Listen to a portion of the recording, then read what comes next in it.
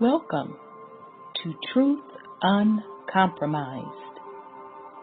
I am your host, Rhonda. Join us every Thursday at 7 p.m. Eastern Time. Truth is peace. Truth is justice and freedom to love, live, and be.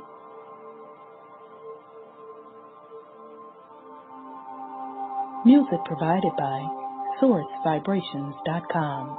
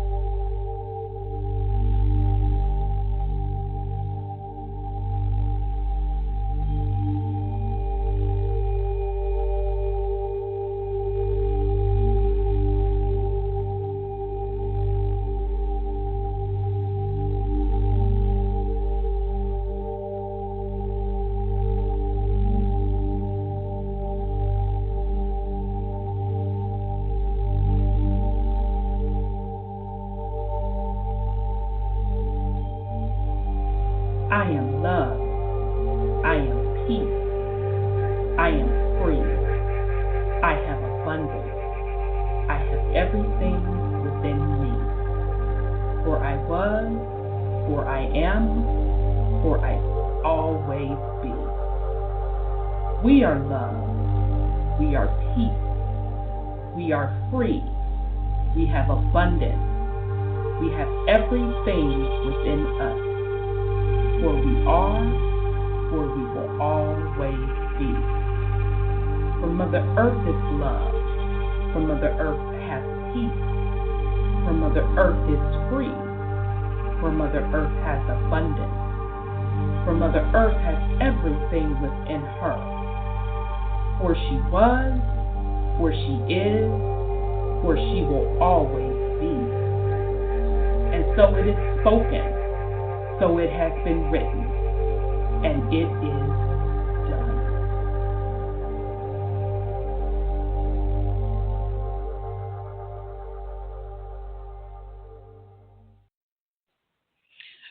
All right, family. Welcome to the Truth Uncompromised show. I am your host, Rhonda, and tonight is Thursday, April 19th. We have a great show planned for you tonight. Tonight's topic is the myth of slavery, betrayal, and war. So we're going to kind of pick up where we left off on the show because Big Mama said so, telling the true story of our heritage as the true indigenous people of this land. In addition to that, before I get started, I do want to give reference to the song that I played that was gospel in nature. It's by a singer named Callie Mae. That was a performance out of Ithaca College. And I am dedicating that song of praise to our ancestors as we're starting to go through this journey to really wake up and remember who we are and to claim our heritage that is absolutely a part of our ancestors. And I know that they're smiling down on us. So that song is dedicated to them. And again, that song is by Miss Callie Mae. Okay, so with that said, I'm going to bring on my co-host. Let me bring on Brother Sean, and I see Sis there, so let me bring on Brother Sean first. Peace and love, brother. How are you? Greetings, sis. I'm well. How about you? I'm doing well. Excited about the show tonight. We got a lot of information to share with the family tonight. So, yes. Okay, let me bring on Sis Sandra. Here we go. Peace and love, sis. How are you? Oh, peace and love, family. I'm doing great. How about you guys? Doing really well. Doing really well, sis. Doing well. Great. We got some trying times ahead of us, but we're doing really good, aren't we? Mm-hmm. We're doing very good, actually. I know we got cut off the last time we were on the air because I was trying to tell the family that I wouldn't be doing a show last week, and we just got cut off, but that's okay. So with that said, I want to get in the topic so deep tonight, I'm not even going to go head on with the fuckery. We got a couple follow-up items that I also want to go over. One of the items, come on here, trying to pull it up.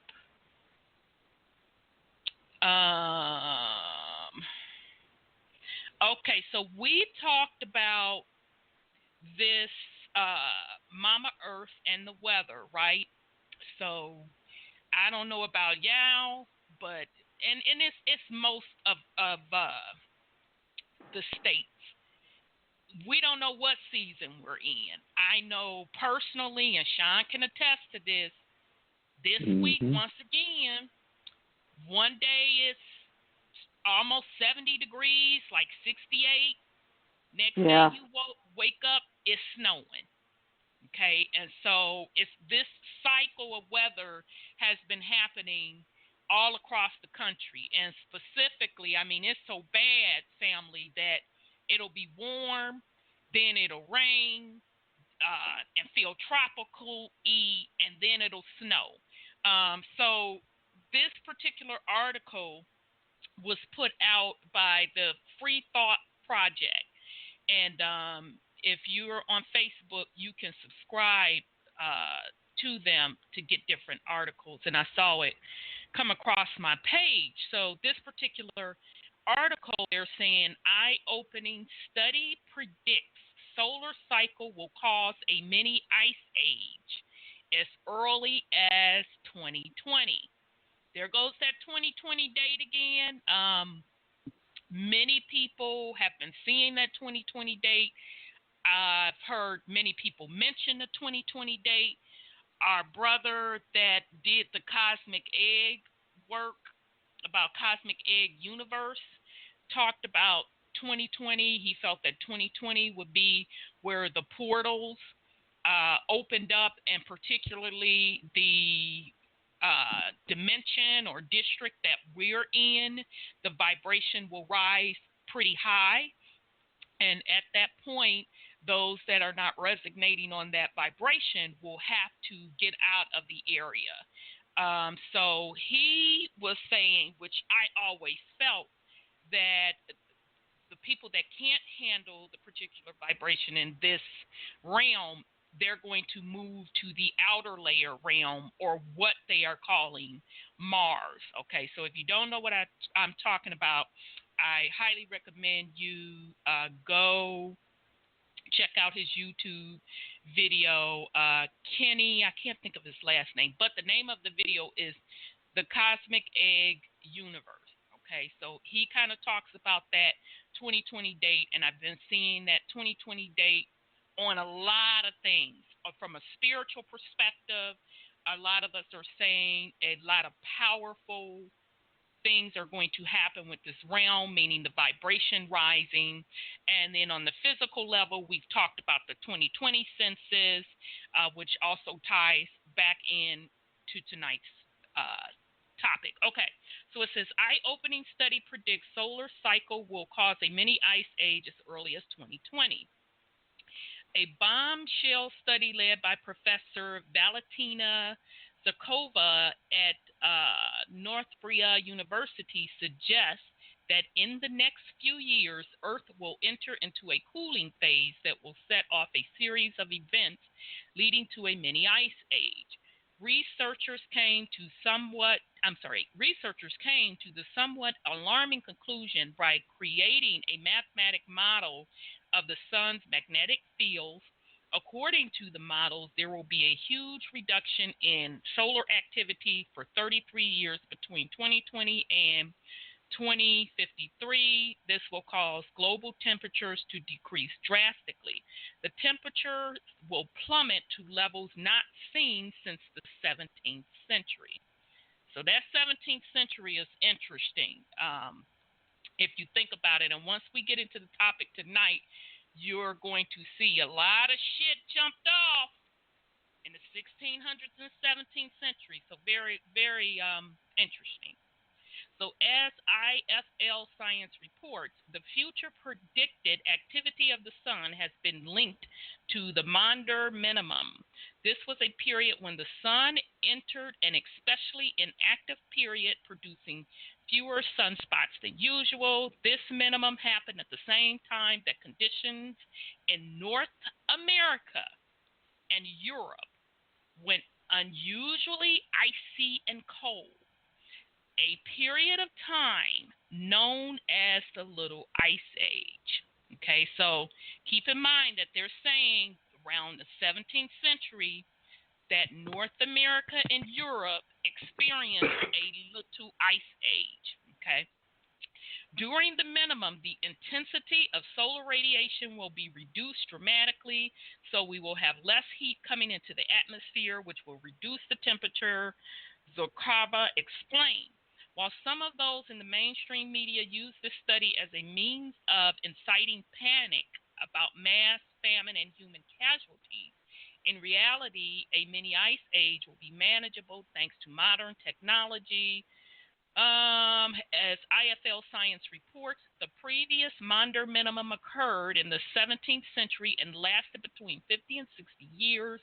During this time, winters were colder. For example, River Thames, which usually flows through London, notoriously froze over. The ice was so thick that people could walk from one side to the other. However, the citizens that lived in the freezing 17th century Europe survived these cold winters, and they didn't have the heating technologies that we are fortunate enough to have today.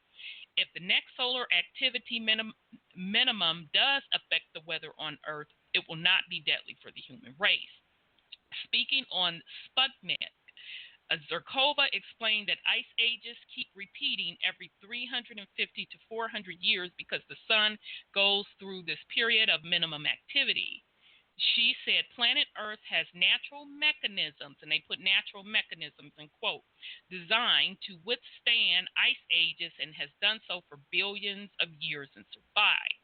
Although humans have technology to survive such a drastic shift in climate, as Zerkova notes, it will not be without some struggle. The problem will be for us to pass through the minimum of current magnetic field activity, which will come in the next 30 years, because I can only guess that the vegetation period will start reducing, she said. If you have less solar emission, less radiation, and dropping temperatures, it means that vegetables won't be able to grow properly. Wheat can't grow properly, so we might have a problem with some sort of food, which we'll probably need to think through. The reduction in global warming will only last until the sun becomes more active again in 2050, Zarkova said. We have to be sorted by that time and prepare everything on Earth for the next big solar activity, she said. Zarkova's research has been carried over many years and has come to similar predictions for the future of the climate in the past. As TFTP reported in 2015, the group of astrophysics noted that our planet is just 15 years from a new mini ice age that could cause extremely cold winters characterized by the freezing of normally ice-free rivers, as well as by year-round snowfields in areas that have never witnessed such climate conditions before. And so that's it. The rest of it, they're trying to advertise something.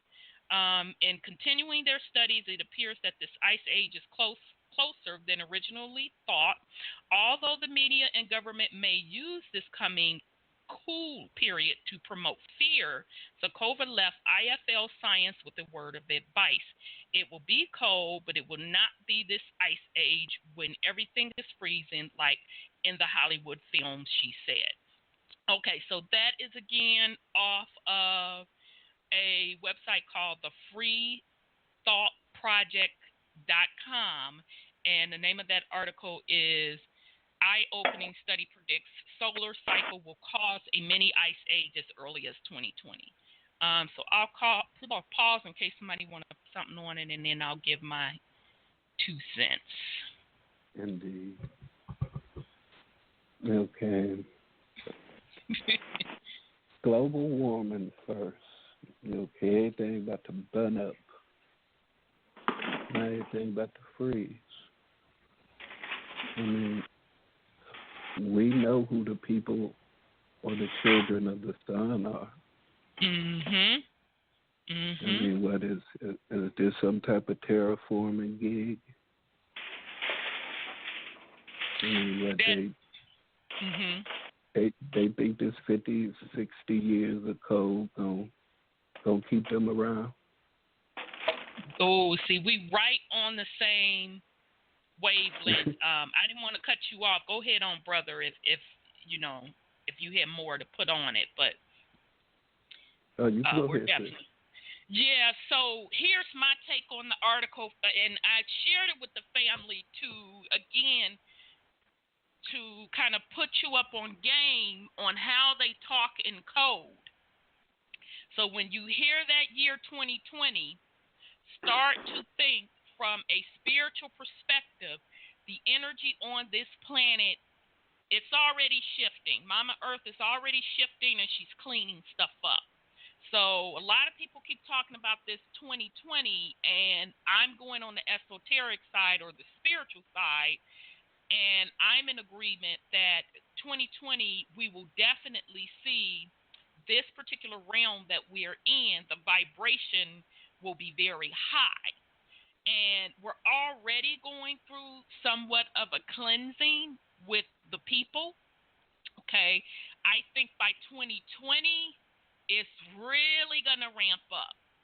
Now, I don't agree with what they're claiming with the Ice Age. I think it's going to be one or two scenarios. Either it's the reverse of what they're saying, so meaning the planet will heat up and go back to its original state as a tropical paradise.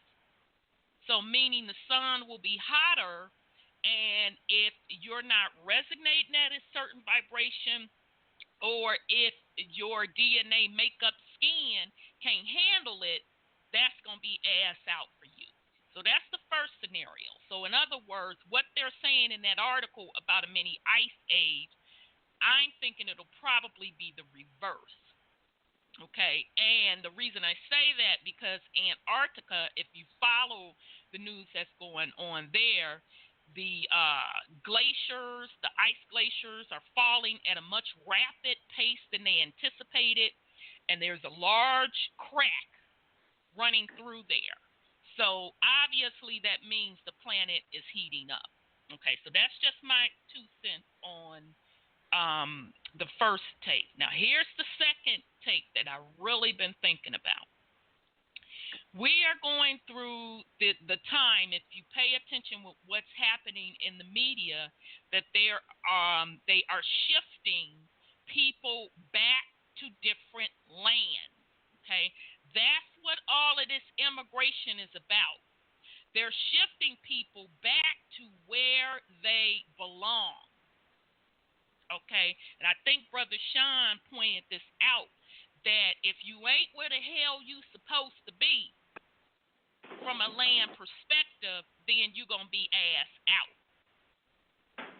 Okay, so that is why Europe, if you look up this week, the UK put a law into effect telling the people from the Americas, which are the islands, that they have to leave the UK. Okay, they're literally deporting them. They're deporting the islanders and a lot of the Africans. And they're upset, but I feel that it's twofold. They're trying to make room for their folks that have to come back to where they were from, Europe, and the other folks, the Africans and the Jamaicans, which are Americans, have to go back to their original place. So I think that those areas, some of the areas are going to experience the second scenario in that whole 2020 equation. The second scenario could be that some of the areas will experience cold snaps. I think like Europe is going to experience a cold snap if this mini ice age is like they say. But North America will not be impacted this time, because if you notice in the article, it said the last time this happened was in the 1700s. So as we talk tonight about the myth of slavery, betrayal, and war, you're going to see by the time we hit 1700s, our ancestors who have pretty much been reclassified as Indians and their identity stolen, by the 1700s, we were pretty much defeated on this land. So that would make sense to me why Britain, who was the main supporter of colonization, had a mini ice freeze, and North America. So meaning the vibration of North America had changed, because the natives of the land, our ancestors, or the indigenous of the land, had been defeated. So all of the practices of being in tune with the land, being the caretakers of the land, had changed hands. So now you had folk that did not have the best interests of the land and who were putting their hands in the land, which was a form of rape itself without permission. It lowered the vibration, hence throwing off the climate. Okay, so that's my second scenario with the whole version of what they're saying in that 2020 mini ice age. So I'll pause in case somebody want to put something on it. How you doing? Well, go ahead, sis. You noticed that I noticed what you were saying. The second one, that they are returning the people to their rightful places, because they're returning the Ethiopians and all that kind of stuff back to Switzerland, Germany, and all those places, because that was the land of Edom, supposedly. I don't know who Edom is, but they have a history on Edom being over in Europe. And then and then there was a documentary I think Dark Man X had, where the mammoths, the woolly mammoths, who died out with the last ice age, there was human remains with it. So, and that was here in California. So over in Ventura. So I was like, ooh, okay, that's really close. So we had ice over here, and now we're warm and comfortable, but the solar minimums are getting longer or something like that, and the ice is supposed to be predicted. So it's a lot of question marks. Why are they moving the people around? You got that census too, and it's going to move people around as well. Right, and it's interesting that where they are moving people is where they're supposed to be. Right. And folks are still trying to hang on. It was a lot of Jamaicans. CNN had that article that I was speaking on the UK reneging on citizenship, because that's basically what they did. They reneged on citizenship for Americans who are classified as Jamaicans now, around World War II time, so around 1948-ish. They're reneging on their citizenship, and so now they have to go back to Jamaica. Okay, so that just happened this week, but apparently they were doing it behind the scenes for a couple of years now, but now it's become public, which is no accident, by the way. Okay, so well, go ahead, sis. The Jamaicans were Americans from the start until they came in 1883 and all that kind of stuff, and started setting up their Massachusetts colonies and transporting Indians, American Indians, to the islands, the Caribbeans and Jamaicans, and then they told them down there that they were slaves. So everybody's getting the slave treatment as a way for them to steal the land. So the census now the Chinese are on the move. They're moving into California, and they're moving into other states too. But California is really getting hit hard by the Chinese being on the move. So I what they've they move? Always kind of been in California, though. Well, they're taking and buying land now, the houses, and they're paying millions. Okay. They're paying millions of dollars for it, and they are not living in them. See, because I found when I was listening to somebody's videos, I'm sure it may be Dark Man because I was listening to him quite a bit. China owns 51% of the U.S. corporation now, and I'm sorry. Go ahead, sis. I didn't mean to cut and you off. Saudi owns 49%. So what are they planning? Right, and no slight against you, sis. This is just me on the information that you've given. I don't give a fuck what they bought. I know you. They just wasted their fiat, basically, because the that's what I thought. own shit. And listen, they can make it nice for us, right? Because it's ours anyway. They can't own so what they just wasted their motherfucking fiat. Exactly what I thought. Whether it's UN or not, I don't know what the Saudis' currency is, but it don't matter, because if the corporation don't have shit to give. Now, this week I was doing a little research on my own heritage, blew my wig totally back, so it made me start digging. I was taking Dark Man X's advice and going into actually Dark Man X and a gentleman I'm going to introduce tonight. Some of you will know his work called Cheif Langley. Okay, his folks are out of I think Georgia.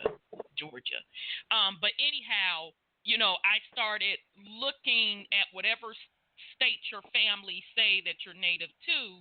You go back and you look at the records. Go back and look at that land, the land deeds. Look at the charters. We got proof that the motherfuckers didn't own nothing. Yeah.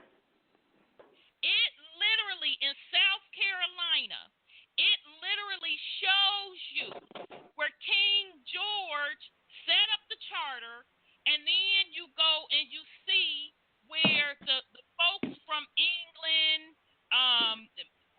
in South Carolina, it was most of the folks from England, came over and they granted them the land. So meaning they gave it to them. So now help me to motherfucking understand, enter and overstand, how the fuck you gonna give something to somebody that's not yours, and you don't even have any records of it transferring from the indigenous to your own hands. So they left a paper trail of the theft. We just didn't know how to look for it. Right. So again, I don't give a rat's ass who owned what. You cannot predate the indigenous. You better go to that motherfucker that you bought it from and get your fiat back, because it's not theirs to sell. It's that old saying: if you steal something and then you die and your kids get it and the owner comes back, is it yours or is it the owner's? Of course it's the owner's. It's the owner's, no matter how long it is. You stole it, it's never yours. It's never yours. I was thinking about that all week. I said, these old buggers have been stole all this stuff. Right. And then turn around and make us pay mortgage for our own stuff. Right. And the thing that gets me, that I kind of pisses me off, but then how the universe works and how karma works, they same motherfucking paperwork that they use to write us out is your proof. It is your proof. All you got to do is go. If you know your family is from XYZ state, you can prove that your family was on that land, and all you have to do is trace it through the names, okay? Use death certificate, marriage license, and this is the real trick. Go to the land deeds in that state/city. The motherfuckers documented everything. Right, they did. Everything in the records property, they were considered beings or ancestors as property, listed the names on there, listed whether they were African, listed whether they reclassified them as slaves. Sometimes they slipped up and motherfucking call them Indians. It's all there. Well, you know that the titles on your birth certificates are codes. Absolutely. Like if they call you Negro or they call you colored, that's telling you you're in India. Exactly. Although I was having this conversation with the sis, and I think she told me in 1985 that they started pulling Negro off the birth certificates. Yeah, they do. They don't put nothing in there. Yeah, that's what I was told. Yeah, they do. They pull it off. But see, my people are from Texas, right? And my birth certificate is under protected status. I said, what does that mean? Indian. I started laughing. Interestingly enough, but back to that, if your babies don't have Negro or colored on their birth certificate, don't motherfucking matter. Who are you? I'm an Indian. I know. I didn't figure out the secret. I said, oh, so that's how you guys roll. And what the supervisor in California said for my children is they took it off because it was an insult. Yeah, okay then. Yeah, okay. It may have been what they're telling the populace, but we know better. But again, it doesn't matter. It doesn't matter because you are what your ancestors tell you you are. Yeah. Now they're trying to, pseudo reverse up their audit trail on that motherfucking paperwork that they created. And too late, bitches. We already got you. It's too late. But interesting on Texas, a lot of people out of Texas, sis, can trace back to one of the colonies. So either South Carolina, North Carolina, because the Carolinas was one, because when they started kicking folks out, some went to Texas as well. So that's an interesting story also. That's a Cherokee, yeah. Yeah. And that whole Cherokee name, if you do a little research, and we're going to get into that when I play Cheif Langley, some of his excerpts, that Cherokee, they literally bundled up a bunch of the tribes. Right. Because it was a lot of tribes and then just gave it a generic name, Cherokee. So what you have to do to know specifically where your folk are from, if Big Mama and them tell you, baby, you from da-da-da-da state, da-da-da-da city, you go to that particular state or do a search on Indians from da-da-da-da state or map of Indians from da-da-da-da state.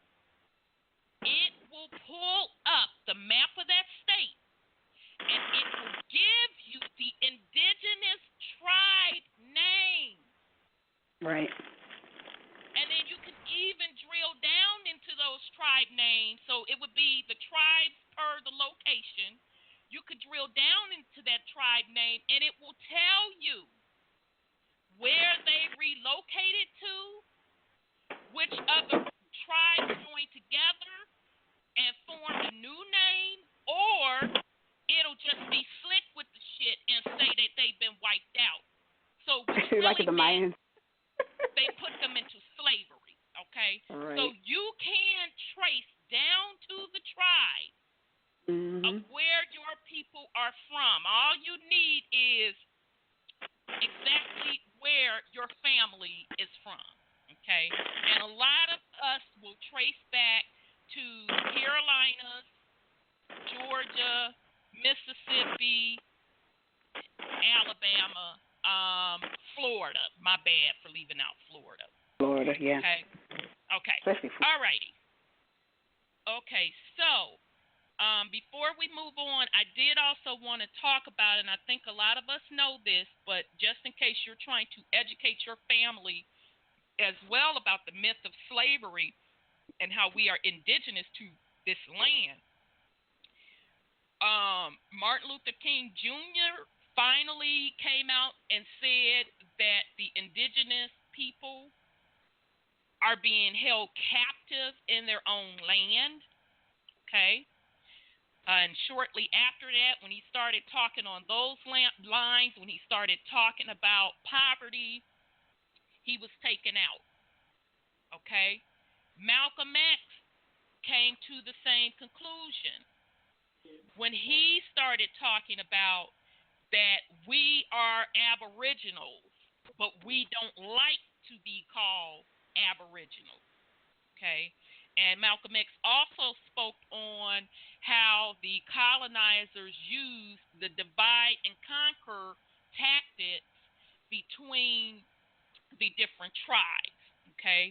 So those are some references that you can use if you're trying to educate your family how even these particular well-known, quote, quote, civil rights leaders had put this information out way back when. And you can go to YouTube and type that in and get the video clips talking about it. Okay, so what I want to – oh, I'm sorry, go ahead on, Brother Sean. As far as for the thing with China, we have to realize that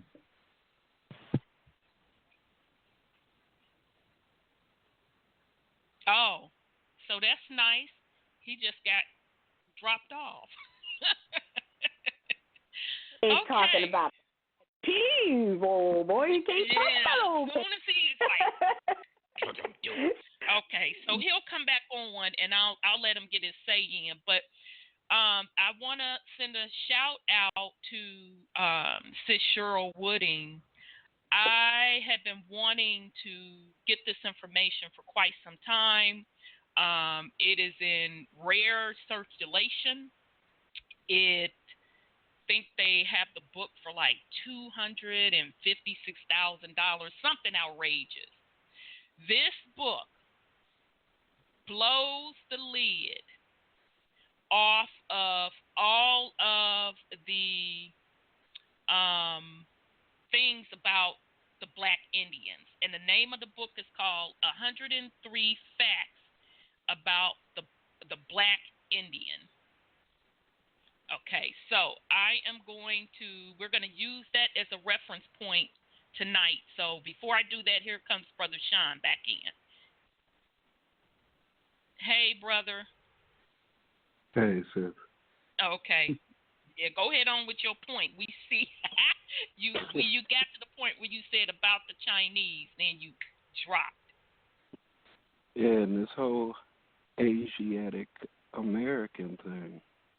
Yes. You know, these straight-haired Native Americans, these Mongoloids, they probably tie right back to them. And the fact that they're the ones that's recognized, then all of a sudden they're going to have blood ties to here. Right. Now that's a good point.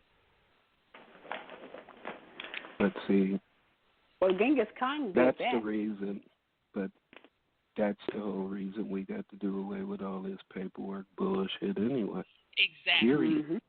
Exactly. I don't care nothing about UnDrip or A-Drip. Right. The wording in those things, especially A-Drip, it still includes the corporation being on our I saw land. that in A-Drip. Yeah, I And they're absolutely telling us, did.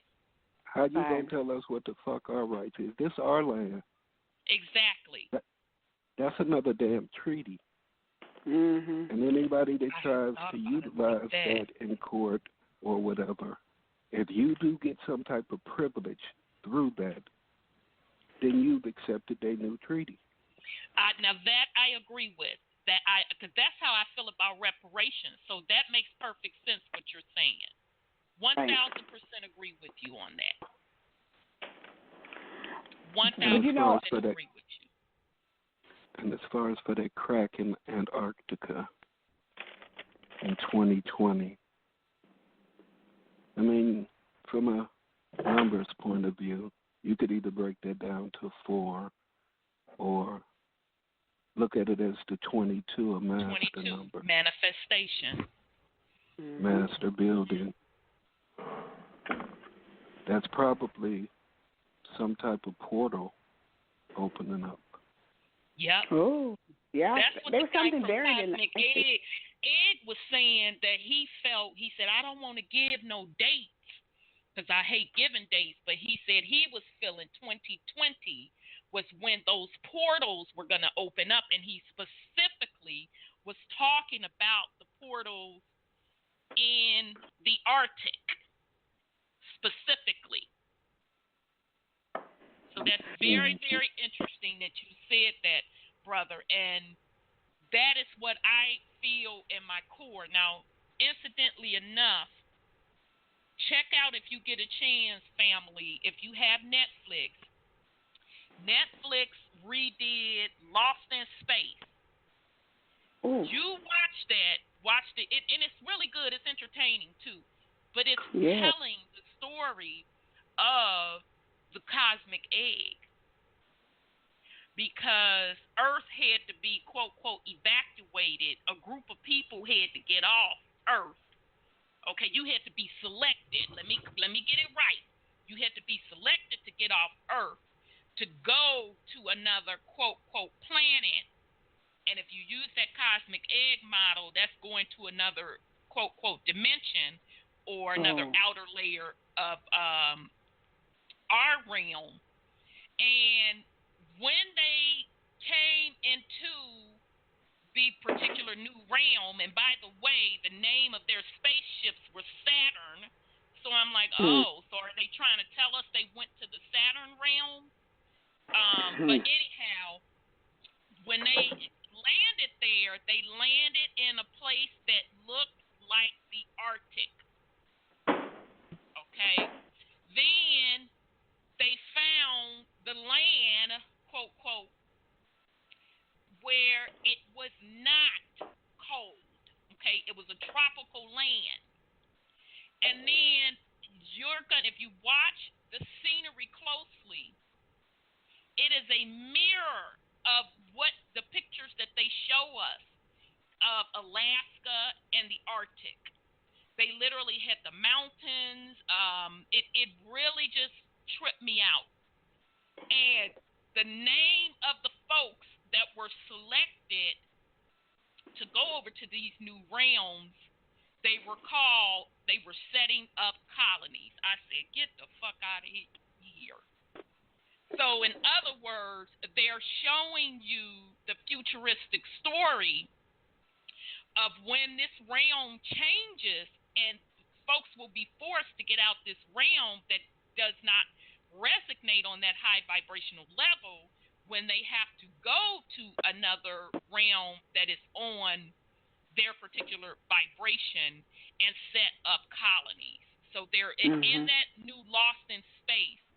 They're telling that particular story. So I haven't finished out the series. I think I'm 3 or 4 episodes in, but it's really a worthwhile series to take a look at. Okay. All right, family. So the particular book, and again, shout out to Sis Cheryl Wooding. I have been looking for this book for years. We're going to go over some excerpts. It's 103 Amazing Facts About Black Indians of the Western Hemisphere, outlined by someone named Kanyon, a non-reservationist. Okay, so I'm going to read the opening because I think it's very, very powerful. At times, statements or phrases can cause the human mind to tap into worlds or realities where a bigger picture or image of that time zone or reality is given, revealing more information about that reality. Someone else has been responsible for recording the history of my people for the past 500 years, other than my own people. The perception of our past is very limited. Our past and how we perceive our past has been shown to us by a people who have so far not recorded our history correctly for the past 500 years. May these facts penetrate the psyche of my people and cause a mental stimulation that ignites the spirit and breaks the spell of amnesia that currently plagues most of us. We are in desperate need of total memory recall. And that's by the author, Kanyon. Okay, his introduction, this work has been written in a special way to psychologically and spiritually heal the mental and spiritual damages that have been done to the Black, indigenous, native of Western Hemisphere, so-called American Indian. It is also designed to make the Black, indigenous, native of the Western Hemisphere aware of the psychological and spiritual damage that have been done. It is not for everyone. It is an antidote for a degree of sickness that has been embedded deeply within the well-being of my people. My people have been programmed to think that Africa is their homeland, when home is right under their feet. This work has repetitive tones to it for a reason.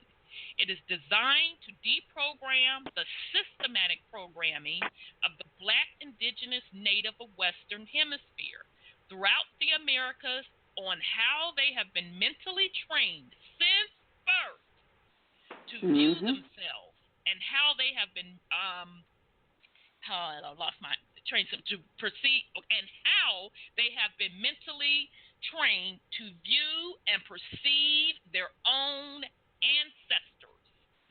My name is Kanyon. I was born and raised on the west side of Chicago. My father's side of the family comes from Coweta, Cosita, Swanee, and the Tuscarora people. My mother's side of the family comes from Tuskegee, Choctaw, Chickasaw, and Tashala people. Based upon the matriarchal society that was once honored by most of my people and still honored by some of us, I am Tuskegee. I come from a long line of women who trace their lineage through women. Whatever the woman's clan is, so is the child. However, the strongest spirit on me and the strongest ancestor spirits who walk with me is from my father's side. I am a red stick warrior. We opposed European expansion onto our ancestral lands. We opposed our people who supported this, and opposed our own people who supported the rebel government called America. We fought against Europeans, the new rebel government, America, and our own people. We bathed in hot blood with our own kinsmen who were wooed and seduced by European lifestyles and European trinkets. Many battles were fought with the white man. Many more were fought with our own people who became victims of the white man's spell. Throughout different battles, where there were 1,000 or more white people on the battlefield, there were triple the number of us in ranks alongside of them, helping them with their European colonism campaign. As a child growing up during the 1970s at the age of 5, my grandparents took me back to where they were born and raised, which is Mentor City and Money, Mississippi in Leflore County. They took me to various burial grounds and showed me where my ancestors were resting. In my family, no known relatives still speak our native tongue. It comes out during spirit possession now. My family has maintained rich information about our lineage, yet many members of our family are victims of European colonialism. They don't talk about the old ones anymore, like they did when I was a child. The names of our ancestors' clans are not even spoken anymore.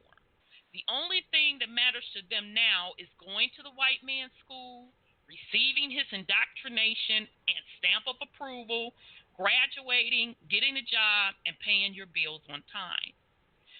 When I was a child, I often heard the elders in my family say that I had been here before. They said that I was old and that I would one day become a preacher. As a child, I always saw spirits, and they always saw me. I was the only child for 9 years. During that time, most of my time was spent communing with the spirits. I loved the colonized God called Jesus as a child. I was so passionately drawn to his story, I read the Bible from front to end constantly.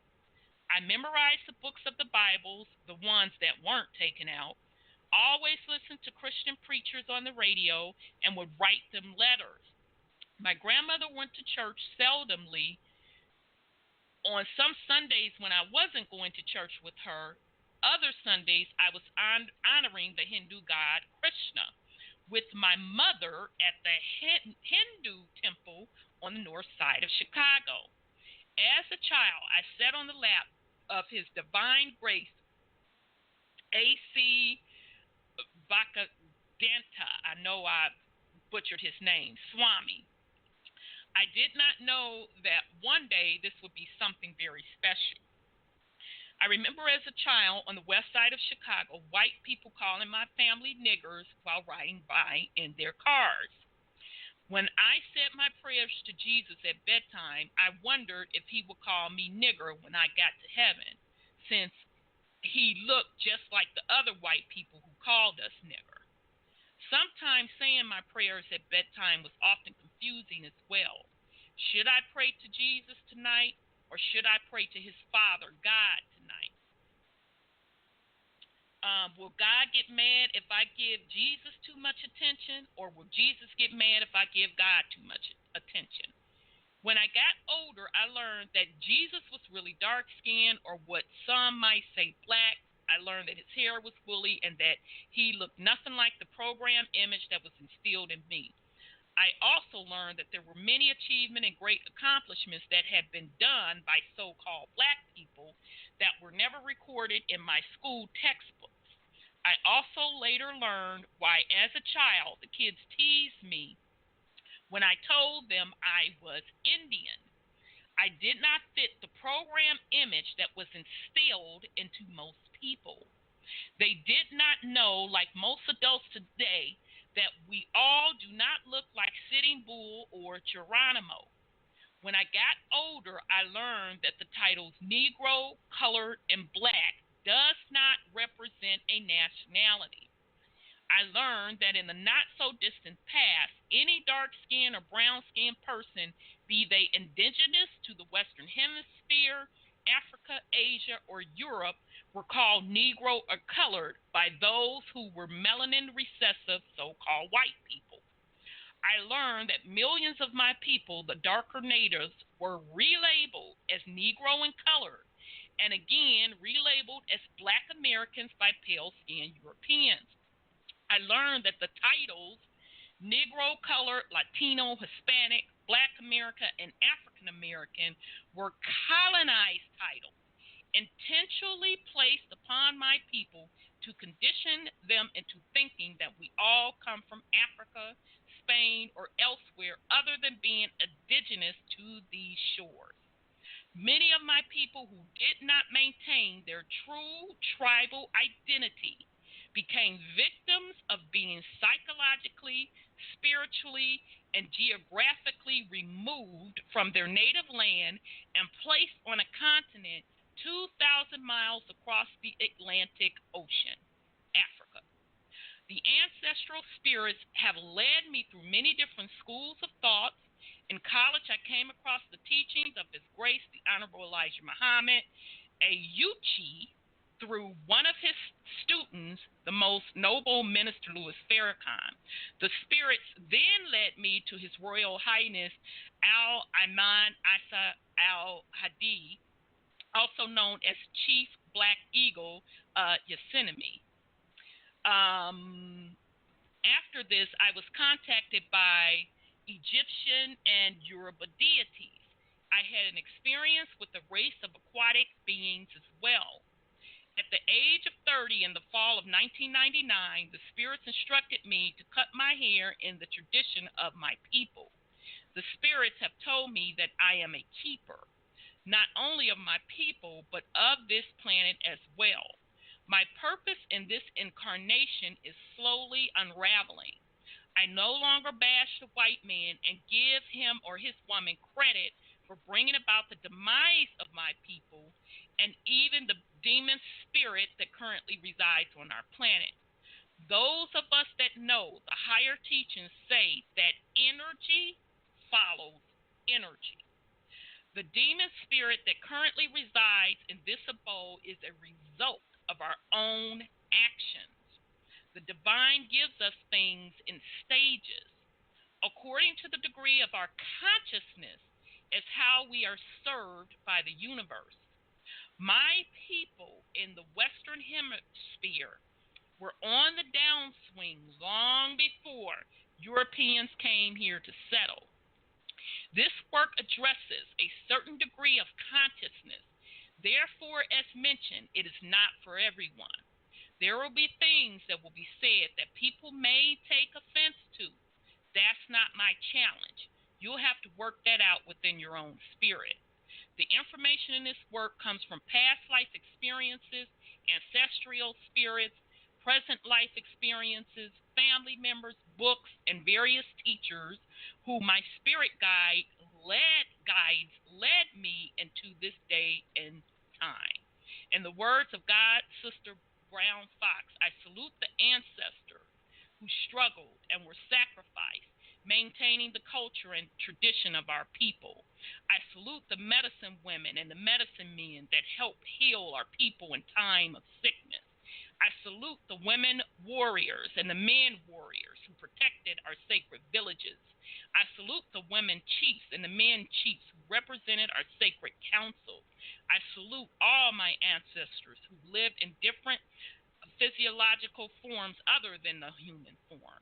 May we all unite as one and drive the demon from our world forever.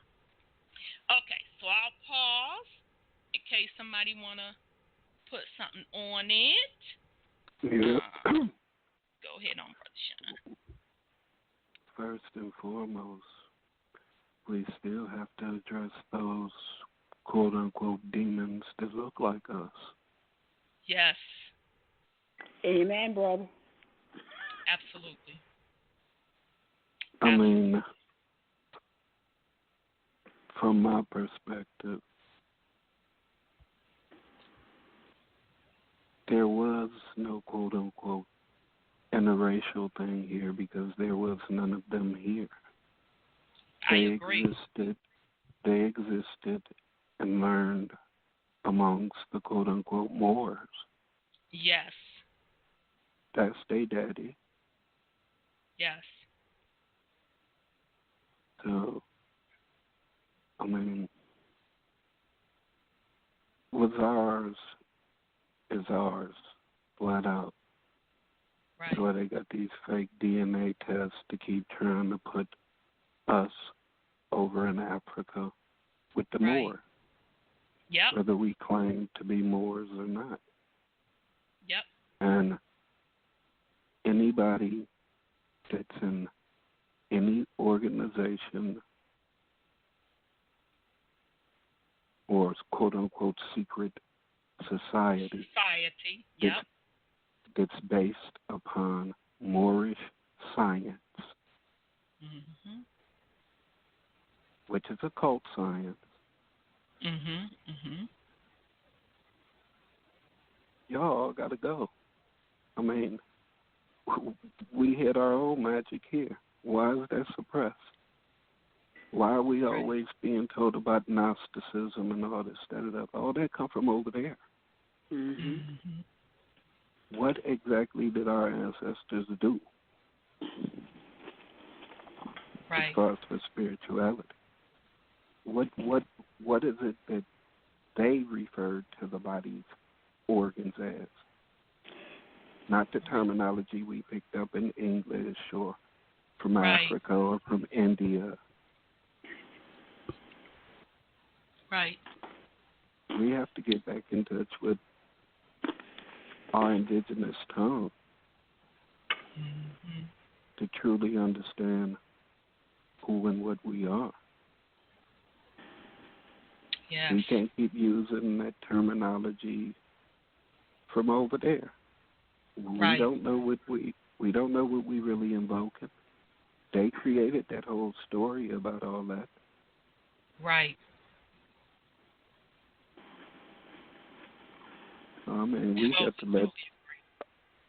We got to let all that bullshit go. Anything that's dealing with it, their paperwork and their teachings, we got to let all that go. Right. Because I think it's also a trap if you use like Choctaw or any of the names that they made up for their Native American tribe. Yeah. Right. You know, you can also find what we are originally called alongside of that. Yes. Yeah. Because I believe Choctaw was Chata, Cherokee was Aniawea or something like that. They lumped a bunch of tribes in that Cherokee, like I said earlier, and that's where it comes into you doing your research, and that's why it's very important. The land ties you to your ancestries. You are the land, and the land is you. So that's why it is important for you to get with Big Mama and them to find out exactly where your family lineage traces to. And all you have to do, like I said, is do that search. Ancient maps of Indian tribes for state, and it's going to bring it up. You know, and it's going to show you the ancient names. I'm sorry, go ahead, sis. You know, you mentioned the DNA. You know, we did ours a long time ago, like you did yours. And what I have found out subsequently is they switch the patterns. They give us more on the European side, and then they give us a little teeth bit from this side. But then they give you being Mayan. So I was listening to and I said, that's crazy. That's making sense. So I was listening to Dark Man Axe, and he said the Mayan culture is the oldest culture. So you can't come from over there when you have Mayan ancestry. But they will put it on your, and you pay for this lie. They will put it on your ancestry that you come from Spain or Israel, Israel over there, and then they don't tell you that this is Israel. You know, they switch the numbers around on you. Sorry, go ahead, sis. Oh, no, you go ahead. I'm just. And I was gonna say, well, shit. At least you got somewhere in the goddamn Americas. I didn't even get that. You have to ask. They put us over there in Sierra Leone, which is a colony. Yeah, but you got to ask for it. They don't give it to you. You have to ask for the Indian panel. So basically, basically that DNA stuff that they're doing is bullshit because they're not going to tie you back to this land. Nope, they won't. They're not going to tie you back to, and I have to give all shouts out to Sis Phoenix Moon, as she said, who you going to listen to? What the book say or what Big Mama said? Where the fuck Big Mama tell you was from? Mm-hmm. That's who you're supposed to be listening to and tracing your stuff back. That's all you have to do. Start with the land and your family's name, particularly on the mother's side, but also do the father's side too. And I guarantee you're going to find right down to the exact tribe, and it's going to tell the story on how your family migrated to these different places. Okay, and I was talking to a sis, and she said, you know what? They made us take their European names. I said, you know what? That's interesting you say that, because it came to me, the spirit came to me when I was doing the research, that our ancestors took those names to tie us back to the land. So as they was trying to be nickel-ass slick, again, it backfired. Because you can literally tie your family's lineage back to the land from the names and location. It is there. It is all there. Do your own research. This is your spiritual journey to connect back to the land, to give honor to your ancestors. This is the time, this is the age that we are in. That's what all of this immigration stuff is about. Don't let Trump car motherfucking fool you about some wall. He knows exactly what time it is. They are scrambling, trying to figure out how to get all of the folks over here back over to Europe. I'm sorry, brother. Go ahead on. I don't think that these are European names that we have. I've heard that too. I mean, they tie back to the land. I mean, if you do the research on your last name, it has a meaning and ties people to certain areas, certain trades. So that's I've heard that too. I mean, I've heard that too. Everything began with us. We're the oldest on the planet. Yes. Period. I mean, everything is us. This, the Garden of Eden, land of milk and honey, everything that they want to talk about and try and act like is every place else, but all want to be over here. Mm-hmm. But here. Now, it's interesting that you say that, brother, because when I was doing my research on the matriarch side of the family, that name ties back to European colonizers / enslavers. But on the patriarch side of the family, I clearly saw where the white folks had stolen the identity name of that particular family. And I was sitting there like, oh my, man, you gotta be, man, dirty mother, man. So you're right, it's both. It's all a mixture of that, where some literally just took that name up and started using it. Because the ones that have, well, just in my family, I can only share so far the search that I've done. The side of the family where I saw clearly where there was some sharing of the same name, that particular side of the family still to this day, very wealthy, they ball, and they all still in the same area. So I knew that was their shit. It was their shit when the Europeans brought their stinking asses over here, and it's still their shit. Okay, so So you're absolutely right. You're going to find a mixture. You're going to find where some of your ancestors just literally, truly lost the war and were enslaved and took on the colonizer's name.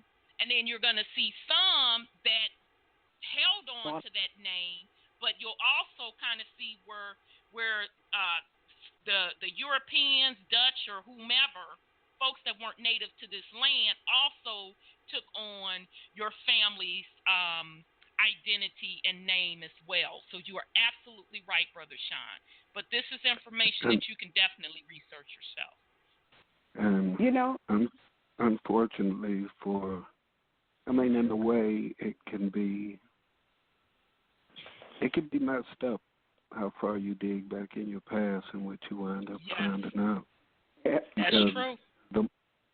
The Moors, the blacker Moors, who look like us, and they're bred with our people. Unfortunately, throughout slavery, you got this whole mixture of all type of tribes, because ironically in the ADRIP it says something about how you can claim more than one indigenous tribe.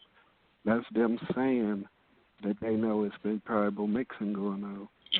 It's because of the whole slavery thing. Yep. So, we could be a mixture of 7 or 8 different tribes. So, as far as just trying to pin it down to one area, the thing is to get them gone. Right. Yes. And after they gone, we'll figure out what we're going to do at home. Yeah, that's true. That's true. But, I know for me, it was definitely freeing because I had heard what folks were saying, because I didn't get a chance to get the firsthand information from Big Mama's mouth. So I'm getting it, 2-3 generations down the line, and they just gave me a city and a state. But I was able to trace that shit, and they were exactly on the money.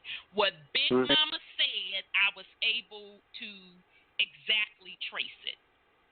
And a lot of the indigenous tribes, our ancestors, let me tell you something to show you how these motherfuckers know. They have not, meaning the U.S. corporation, have not allowed people to, what do you call it when they go get on them reservations? What do you call that shit? I don't know. Federalized. It's a bribe. Federalized. That's what I'm trying to say. Federalized. Federally recognized. Federally recognized. Right. Those original indigenous tribe names, they are not federally recognized. The particular one that on my matriarch side, that particular name, I looked, and some people tried to do it. And had a little motherfucking website and up and everything. And they were clearly European descendant. And the federal government denied that shit. So I'm saying all that to say they know who you are. They know the con game that they set up. Right. That's why the $5 Indians on those reservations can't really claim anything. Yeah, they're giving up their money too now. So, Trump supporters. Trump support. It was hush money. It was hush money. Absolutely, it was hush money. You sit here and shut up, but now the thing is, so much of the truth is out. It's more and more people that know what's going on. So they're like, well, what the hell we gonna keep paying y'all for? Everybody know the gig is up. They treat them like shit, y'all. And matter of fact, we need money. Guess what I ran across this week, y'all? An article saying that on those reservations that they are suffering from heroin, opiate addiction real bad. And I sat there with my mouth open like, oh, my goodness, this is A lot karma. of Europeans. Yeah, Exactly. they Just like the for real, Europeans. for real. So, exactly. They are Europeans. So, yeah, they are. So I'm just saying all that to say, when we say that this is cleanup time, that's exactly what we mean. And the facts show for themselves. So apparently, even on the reservations, because I had saw a documentary on a lot of them being strung out on meth.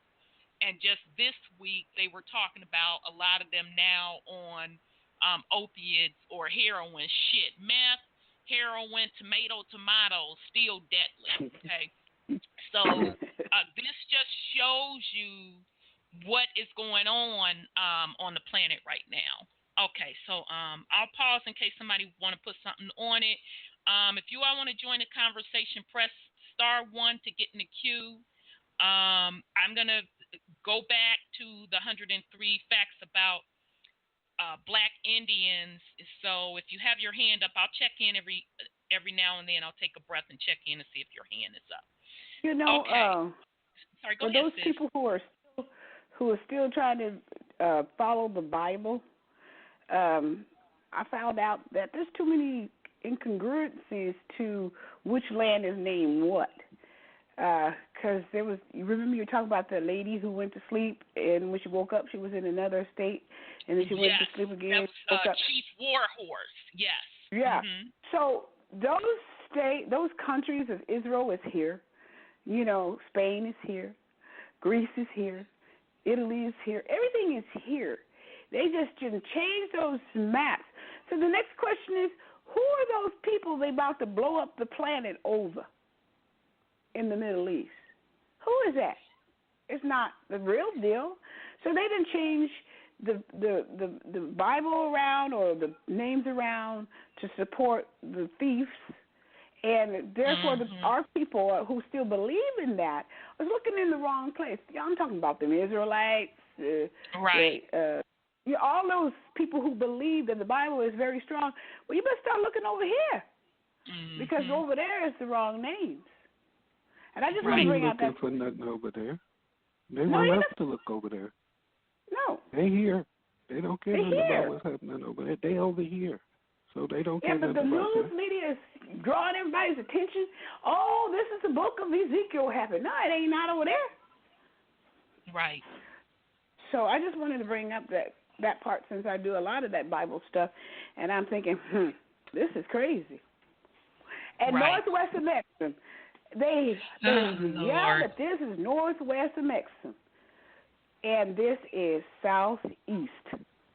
The maps have been changed, the compass has been changed, and those Moors who holler that this was once northwest of Mexico or is northwest of Mexico, that is not true.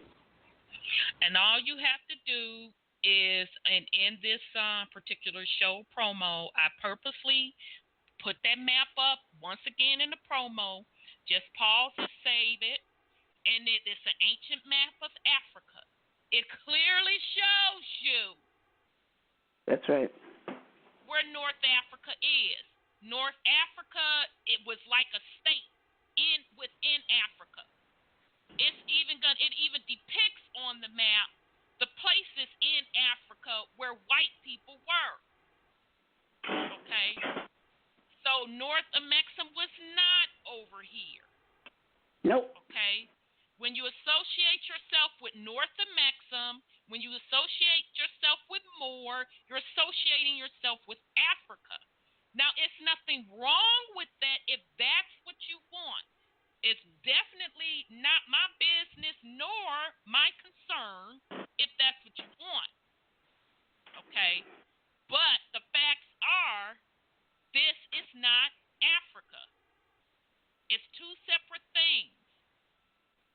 Okay? It won't be your home if you do. This place would not be your home if you associate yourself with the Moors. Exactly. And that's why I keep harping on, and Brother Sean's been saying it out the gate for about 2 years now, going on probably 3, to not get caught up in folks' paperwork. Okay, because you're basing it on what somebody is saying and not going back far enough to do the research, okay? And then another thing that I've seen people do, well, it's in the congressional record. Okay, brother or sister, please show me the congressional records. Okay, some I never get it. The others that they do bring back is recognizing the Moors as expatriates.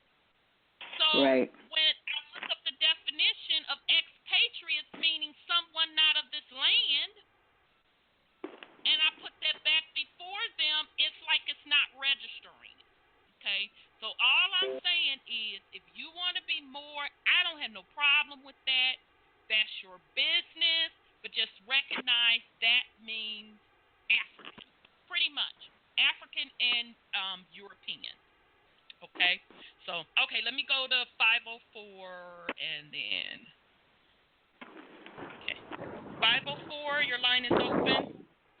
Hello.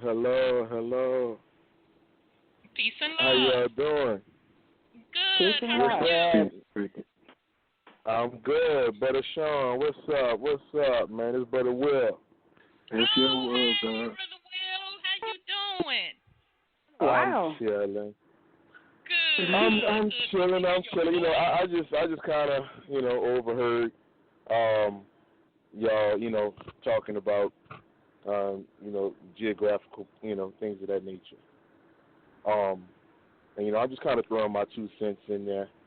Absolutely. Of course, at the end of the day, people have their own, people got to do their own research, right? Right. But at the end of the day, the deepest research has never been a book, has never been paper, has never been nothing you can see with the physical eye. The deepest level of information is already inside you. Mm-hmm. So when you start digging within yourself, and which the Moors, or not the Moors, the Caucasoids, they have all of this, all the so-called European. He have all of this information. But the deeper you go within yourself, okay, there's only one landmass. Nothing has never been separated. Everything around us. Right now, I think I posted this a couple months ago. Right now, we exist in a lie that's so deep that the only thing that can pull you out of it is your imagination. Not your books, not paperwork, not sitting at the feet of Bobby Hemmett, nobody. And that's who I come up under. Brother Panic and Dr. C. Freeman there, Dr. Blair, things, people like that. But the deeper you go, which most of us fear, okay, many of us fear, about 80% of us fear going within ourselves for information, sitting with different deities and getting information from them. The deeper you go and dig that information out, you will actually find out you have been incarnating in the same place for the last thousands of years. Agreed. Me being from New Orleans, I've been incarnating in New Orleans since it was Memphis Kemet. And people be like, man, you crazy. What you mean Memphis Kemet? I said, well, I can prove it to you. I can put you in something I call first-time meditation, and which allows you to leave the body and travel, and we can go back 10,000 years. We can go back 30,000 years. I say at the end of the day, we're magical entities. We're not human. Right. Okay?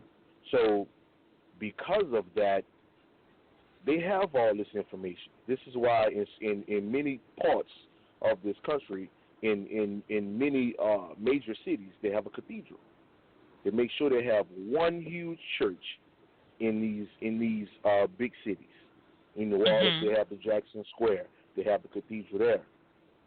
Okay, which most of these cathedrals have 3 points, which that represents you, Christ, which is your true self, this melanated entity, not the physical body, but the soul. So, you find out information that nobody has brought forth because people fake the funk. That's what I call it. I call niggas today candle burners. I said, just because you're a candle burner don't make you spiritual. Just because you go outside and lick trees and leaves and eat grass and shit, don't make you fucking spiritual. So, and I'm kind of throwing that out there. So when people start, getting down with where we're from, where we have always been, things of this nature, this is something I always throw out there. They say since they have no proof of Jesus, he never existed. But at the same time, we came from Africa, but you can't find a ship. Right. So you say Noah's Ark don't exist,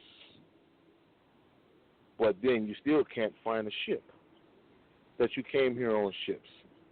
Right. But once again, the Rothschilds, the Rockefellers, the people who over the media, that's the ones who train your mind into making you believe that roots, 12 years of slaves and all of this shit was actually your life. This cat here, what his name? Alex Haley bought that story from a white man. About that. Yeah, we talked about it. He stole it. He didn't even buy the shit. He stole it and he had to pay out a lawsuit. So that's real crazy, and that's how we get our history, and that's what we think. Okay, so when we start saying factual stuff, and this is just me, So when we start saying factual stuff, if the end game is not, you didn't sit before your ancestors and get that information,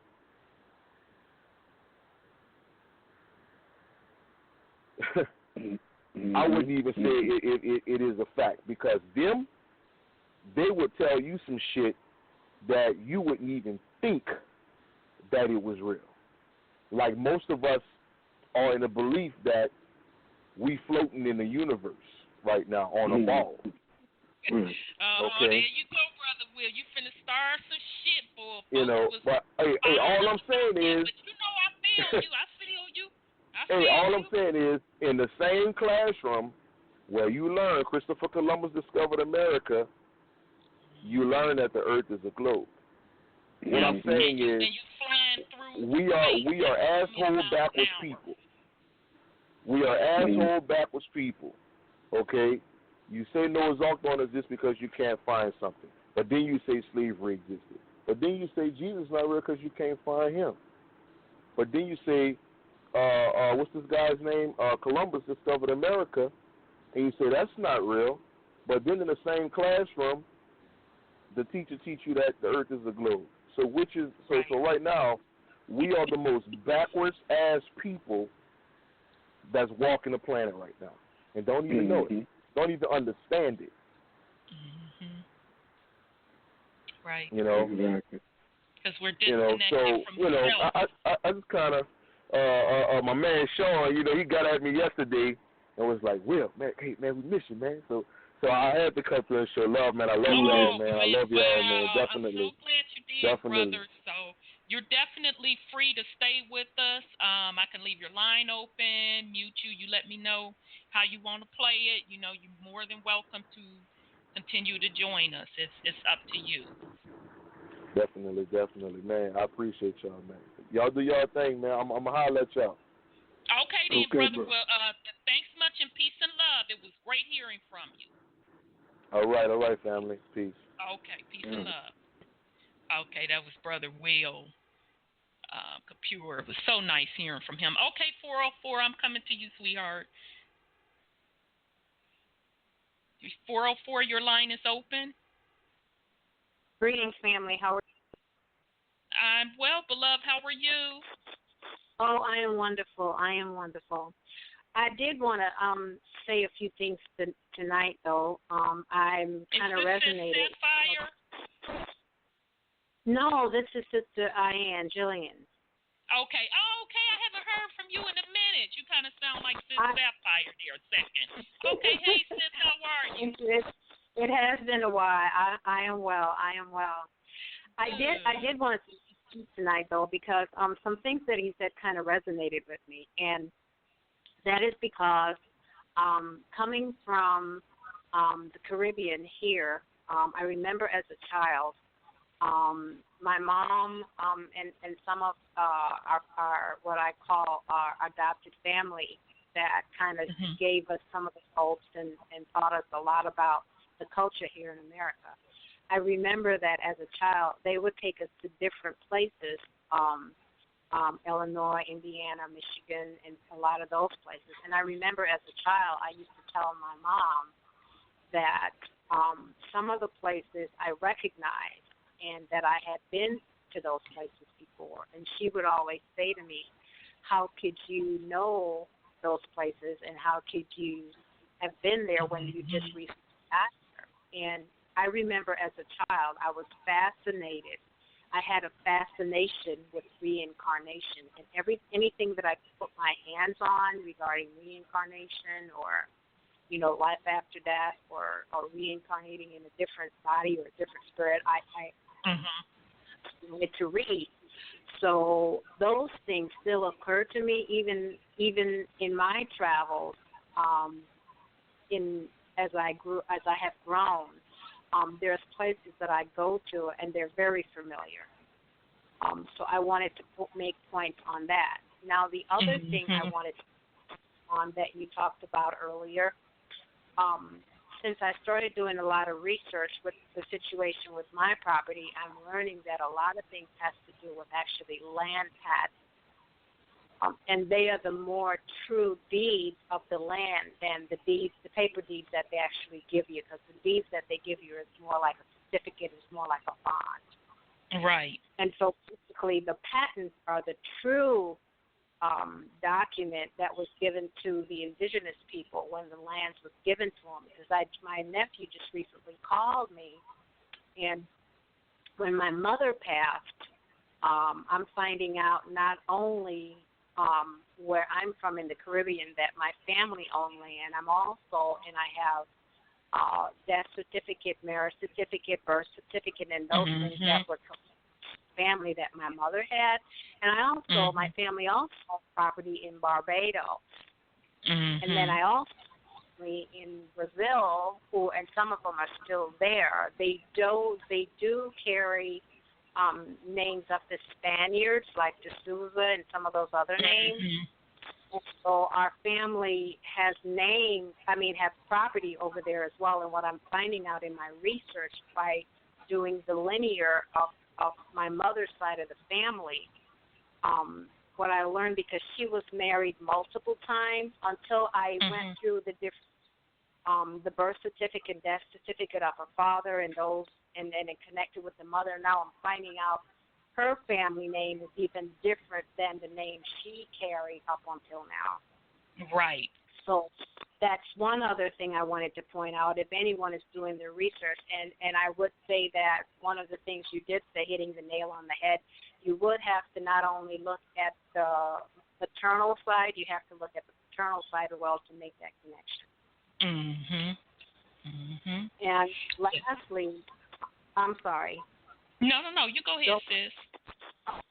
And lastly, the other thing that I wanted to make mention, when you all were discussing about the land mass, it's really true. Everything pretty much is in reverse. But just recently, in doing some of my own research, I, and just looking at some of the land mass, I was actually able to look at what they talked about in my research, that the center part of the universe, where they have that hole where, you see North America, Canada, and those things. When you look from top down, in some of the research, they said at one time there were large or enormous, gigantic trees on the planet. And so a lot of those I was looking at that they have cut down that represent mountains are actually these trees. And I was talking to someone because we were having a discussion, and I could not actually remember the name of those trees, but I think they were called silica trees. I think they're called silica trees. I'm not sure. But what I noticed is that where the continents converged around the tree at one particular time, the landmass under there, you can actually walk across from one landmass to the other. So basically, when you talk about Canada and America and Europe, all that actually they all came together around that big opening that they don't want us to really know that where those trees, those silica trees are, where they said the opening is the black hole. Mm-hmm. Yep, the actually tree. So that's the gist of everything that I wanted to point out this evening. And truly, you are one of the other things that is correct too. North America, Central America, and South America, including the Atlantic and those smaller islands in the Atlantic and Caribbean, that's all America. So again, people that think that they are of a different nationality, they are truly American. That's right. That is right. Yeah. That's right, sis. Well, very good information. So I just wanted to share those things with you. And, one other thing. I remember growing up as a child, and I don't know how much another gentleman was on, but I remember growing up as a child, and before I came here, I remember a lot of the history that we got in the Caribbean as opposed to here in America was a little bit different than what we got here. And what I was able was to surmise that, because growing up, my grandmother always talked about the Aztecs and the Carib Indians. Interesting. And I remember growing up, she always talked about the side of the family as far as indigenous. We were part not only Carib but Arawak. But a lot of the history of the Arawak people, of the Aztec people, you don't hear much of that anymore. And just earlier today, that I had that reflection.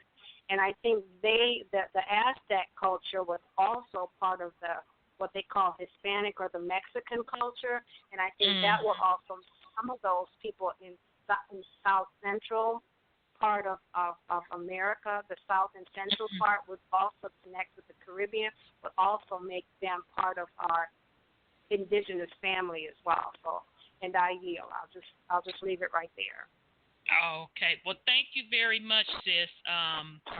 Peace and love. I'm going to leave you open just to put something on what you said about the whole Aztec culture. If you do a little research on the explorer Cortez from Spain, there's a lot of literature out there talking about how when he hit the shores of South America, he described the people, and I am going to have to mute you, sis. Sorry, because you got a lot of background noise. Sorry about that, sis. But as Cortez hit the shores of South America, and you can do this research relatively easy. First of all, he had a Moor that was his navigator that showed him how to get there. Let's start with that, okay? So Moor meaning African, okay? Let's start with that. The second piece is in his journals, and this was around the 1500-ish, in his journals, he described the Aztecs, and they're not the description of what you see today, okay, with folks looking like Mexican or Hispanic. They were, dark people, okay? He described them in great details. Matter of fact, he said they were black, okay, with short, coarse hair, okay? So you can, just by reading his journal, you can see how from the time he came onto the land and when Spain invaded South America, that's how you get the mixture of people that we have today, and it became, quote, quote, Spanish.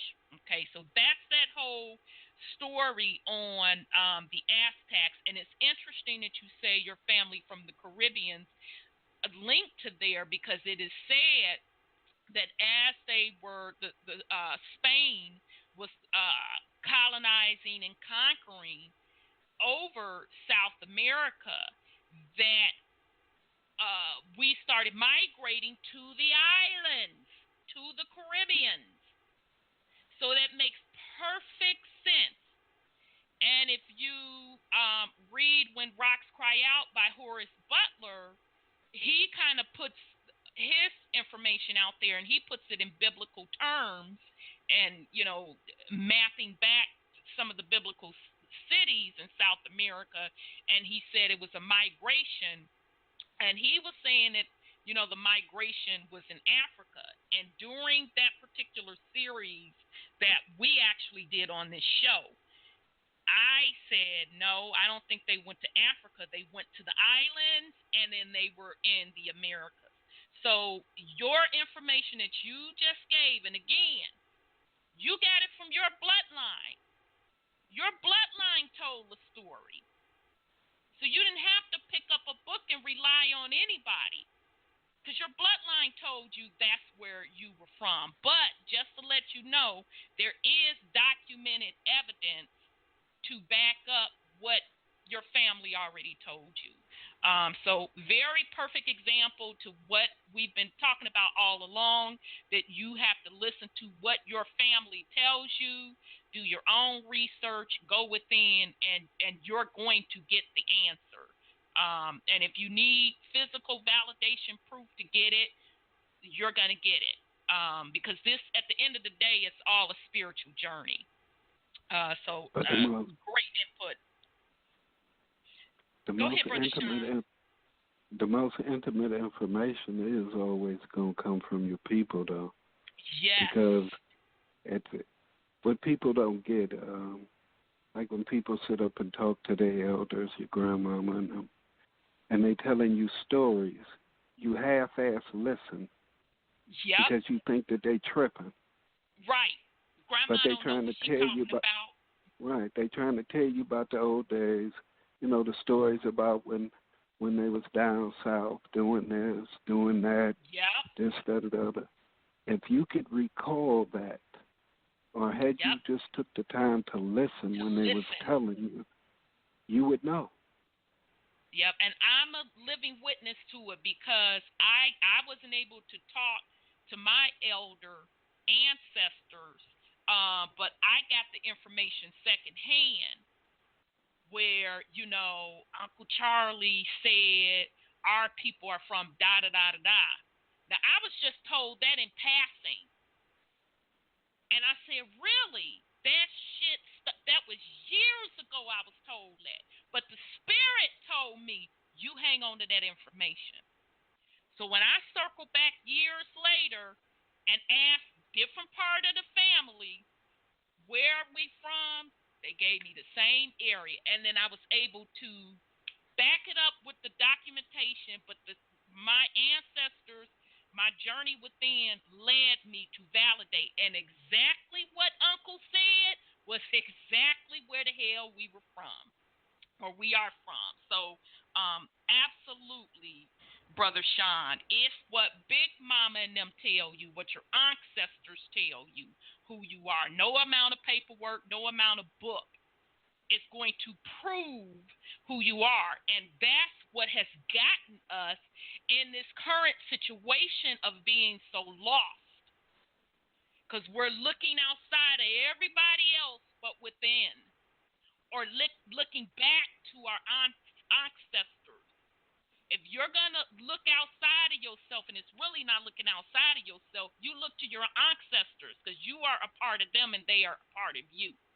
That's who you're supposed to be listening to. Not somebody else stepping forward claiming they got this and that. Fuck all that.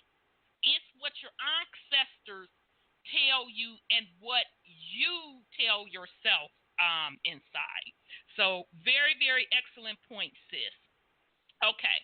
All right, so we're going to get back to 103 facts about the Black Indian. So we're going to go to fact 1. Black Indians have lived in the Western Hemisphere since time immemorial.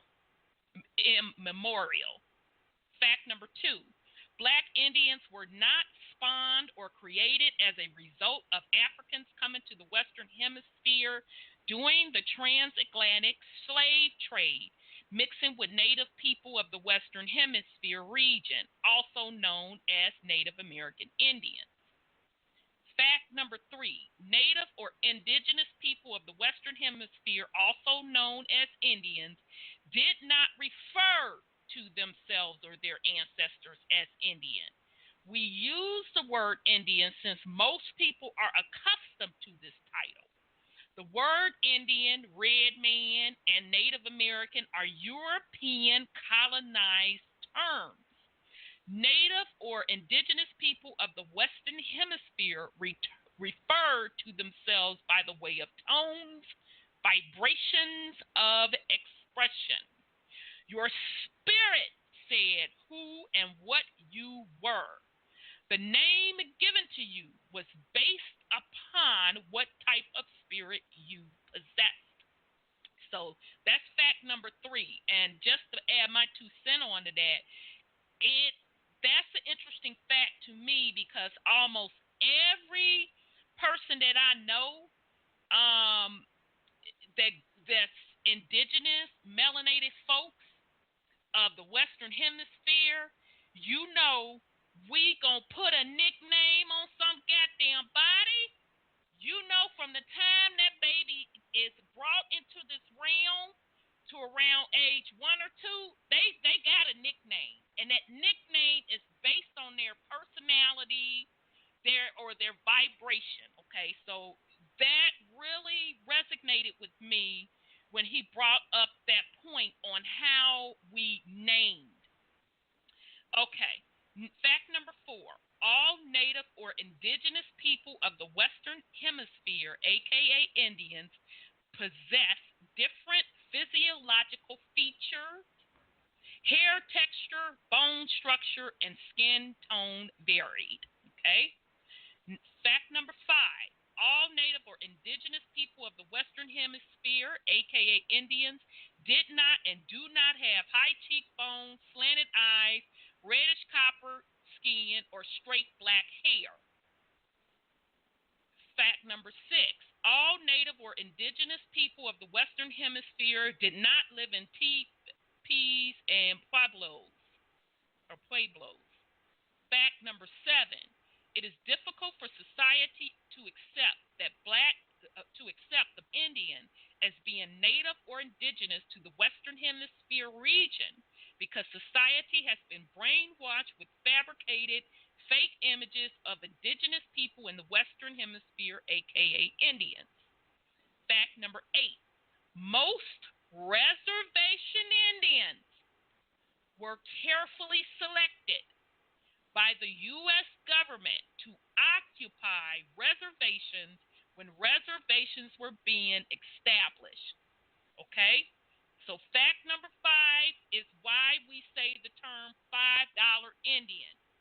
Because sometimes they paid, if they were not selected, they paid $5 to get on those rolls to be classified as Indians.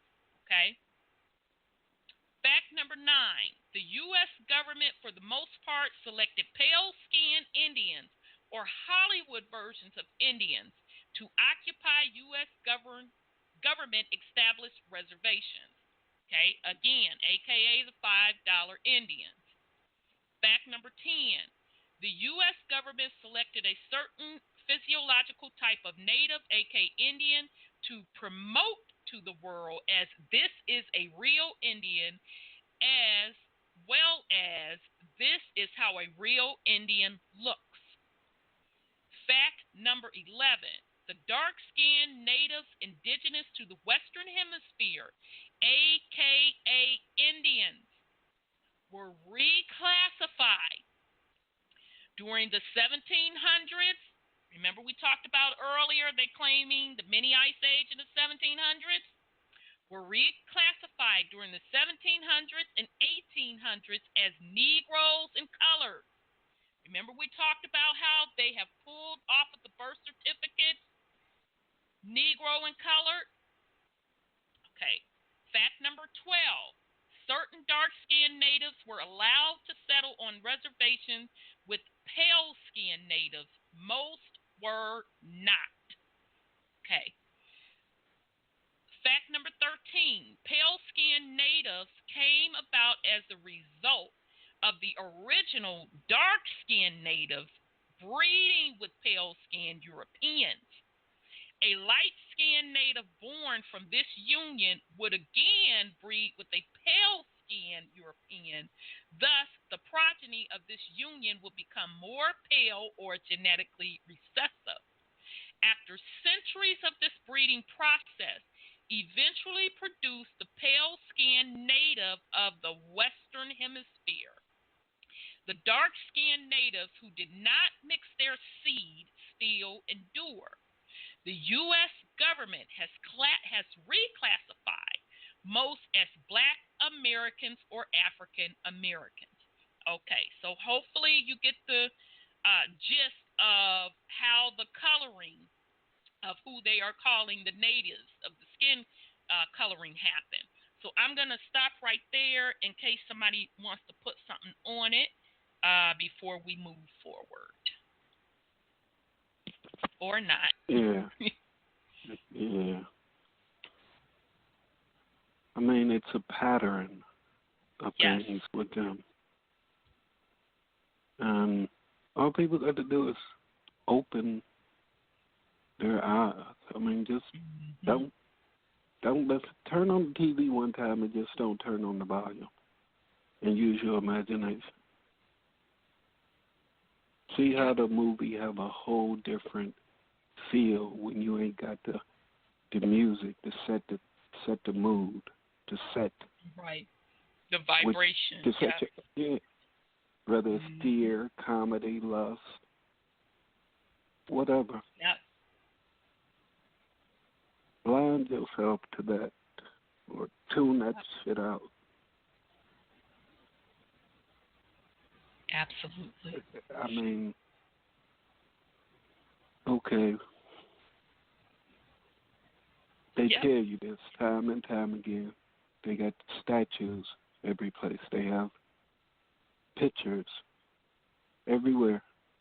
People go online and look up pictures that they created as far as for Africa, Egypt. I mean, our people can go dig up all these different Egyptian people. Go find every goddamn picture on the web or wherever. Even these little secret sites where the powers to be then intentionally hid stuff. And niggas think that they done found something out. Oh, well, such and such is a such and such, and he let me in on the low on this. Ain't nobody else know this before me. Right. What, you all of a sudden you all that the establishment gonna break down to just give you something that would actually benefit you? Right. So every time somebody think they finding out a secret that's written down somewhere in somebody's secret society, is bullshit. Exactly. If it ain't in your DNA, it ain't it's something bullshit. that you tapped into. Right. Everything you're getting as far as for education and religion is secondhand knowledge. Mm-hmm. First-hand knowledge is going within. Absolutely. And how somebody else gonna tell you about you? I'm still trying to figure that out. Exactly. You gonna tell me about me, so what the fuck you say, you think gonna override what my blood tells me I am and the black portal I jumped out of. Oh, okay. So think of it that way. How can someone tell you about you?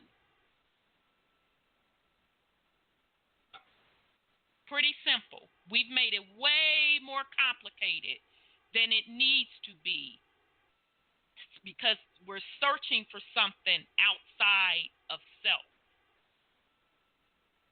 when, as the Wizard of Oz parable goes, the power was in you all along.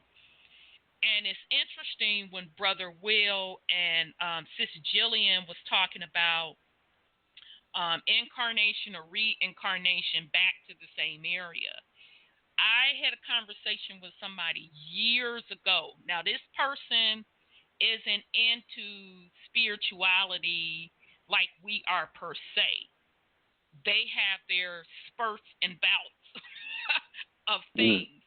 But it trips me out because when they have these spurts and bouts, it be some deep, profound shit. And it's like they're sending a message, the spirit world is sending the message through them to me. So this particular person said, well, you know, now this person does not know any concept of incarnation, reincarnation, none of this, right? Okay? They smoking on they kush. In some type of way, this information came through, and the person said, oh, well, you know, basically we just keep coming back to the same place. You know, you tied to the land. And I'm looking at this person like they don't realize what they just said, because this person, after, you know, the kush wears off, a few little days later, not going to remember what the fuck they said and going to be back on the Jesus tip. And sure enough, I waited 2-3 weeks. Don't you remember blah, blah, blah, and looked at me sideways, okay? So that was just one of those moments again, you know, validating that, you know, you are the ancestors returning. It's in your DNA, okay? And only you can unlock and activate it. And it doesn't take a lot. You don't have to jump through no fucking hoops. You don't have to pay such and so $1,500 motherfucking dollars. You don't have to nationalize with this, that, one, that, and go up under Messiah, this, that, one, that. It's within. It's in your DNA and blood. No one can tell you who you are but you and your ancestors. Because you are your ancestors and your ancestors are you. Indeed. But for people that do like to read and like to try and decode stuff, why not get off into indigenous American mythology? Our ancestors wrote books and had stories and everything. I mean, one of the most ancient stories say that our ancestors actually grew out of the earth. That's why we're tied to the land. But then that's also how they came up with their Bible version of it, that God created Adam out of the sand. Wow. Which would make sense why the brother was like, you know, we keep incarnating. And of course, he didn't use that language. He said we keep coming back here because we're tied to the land. You know, that was something in his DNA that had sparked that little bit just to deliver me that message, because shit, that part of his DNA knew I would get what the fuck he was talking about, although he may not have realized at the time what he was truly talking about. So, very, very powerful point. Everything that's in a patch of land over here ain't the same as a patch of land over there. Right. Absolutely. The frequency and everything is different. And I think, didn't you say, Brother Sean? Yeah, they've been taking soil and shipping it over there. Yeah, but didn't you say that that's why people need to be where they supposed to be physically? Because it's a vibrational thing? Yeah. That shook me hard, and I said, damn, he's right, because what I had been getting, I didn't tie it as close as you did, but I kept getting that everybody have to go back to where have to physically go back to where they're supposed to be. So that totally, it all makes sense to me. Okay, so all right, let me move along because we got a bunch of stuff to cover tonight. Okay, so where are we at? Sorry, we were at the reclassification. Okay, so we're at fact 14. Certain dark-skinned natives indigenous to this is another important one. Fact number 14. Certain dark-skinned natives indigenous to the Western Hemisphere, aka Indians, were given an ultimatum. Go to Oklahoma and be an Indian on the reservation, or stay where you're at and be reclassified as Negro or colored. Okay. Fact number 15. Most dark-skinned natives indigenous to the Western Hemisphere, aka Indians, who were reclassified as Negro or colored during the 17 and 1800s, there go them 1700s again, have found themselves in the 20th and 21st century again reclassified as Black Americans and African Americans. Okay? So if you need to enter and overstand why every motherfucking decade they got to keep reclassifying, is to keep separating you from the land.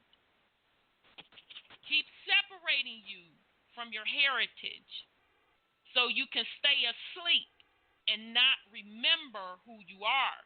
Because remember, at the end of the day, this is all about vibration and energy. And when you wake up, and as you are waking up, that changes the frequency on the planet. And that means folks that ain't supposed to, that ain't where the hell they supposed to be, that's their ass. Okay. Number 16. Dark-skinned natives indigenous to the Western Hemisphere, aka Indians, who embraced the Spanish culture during the colonial era, either by choice or by force, have found themselves engulfed or assimilated into Spanish culture and the Spanish language. Now, most of them have lost the knowledge of themselves and their true identities. They have been reclassified as Latino or Hispanic. Okay, so this kind of goes into what Sis Jillian was talking about earlier. So that's that whole South American continent. That's the Caribbean islands, Puerto Rico, and Haiti, and what's going on in Haiti now with the Dominican is just fucking disgusting. Because the Dominicans, what the fuck is a Dominican? Let's start with that. Are trying to wipe the Haitians off the land, okay? So that, again, is showing you an identity crisis. With folks running around calling themselves Latina. What the fuck is a Latina? Or Hispanic? Or Spanish? Meaning it's telling you I'm kind of Spain. Okay? All right. Fact number 17.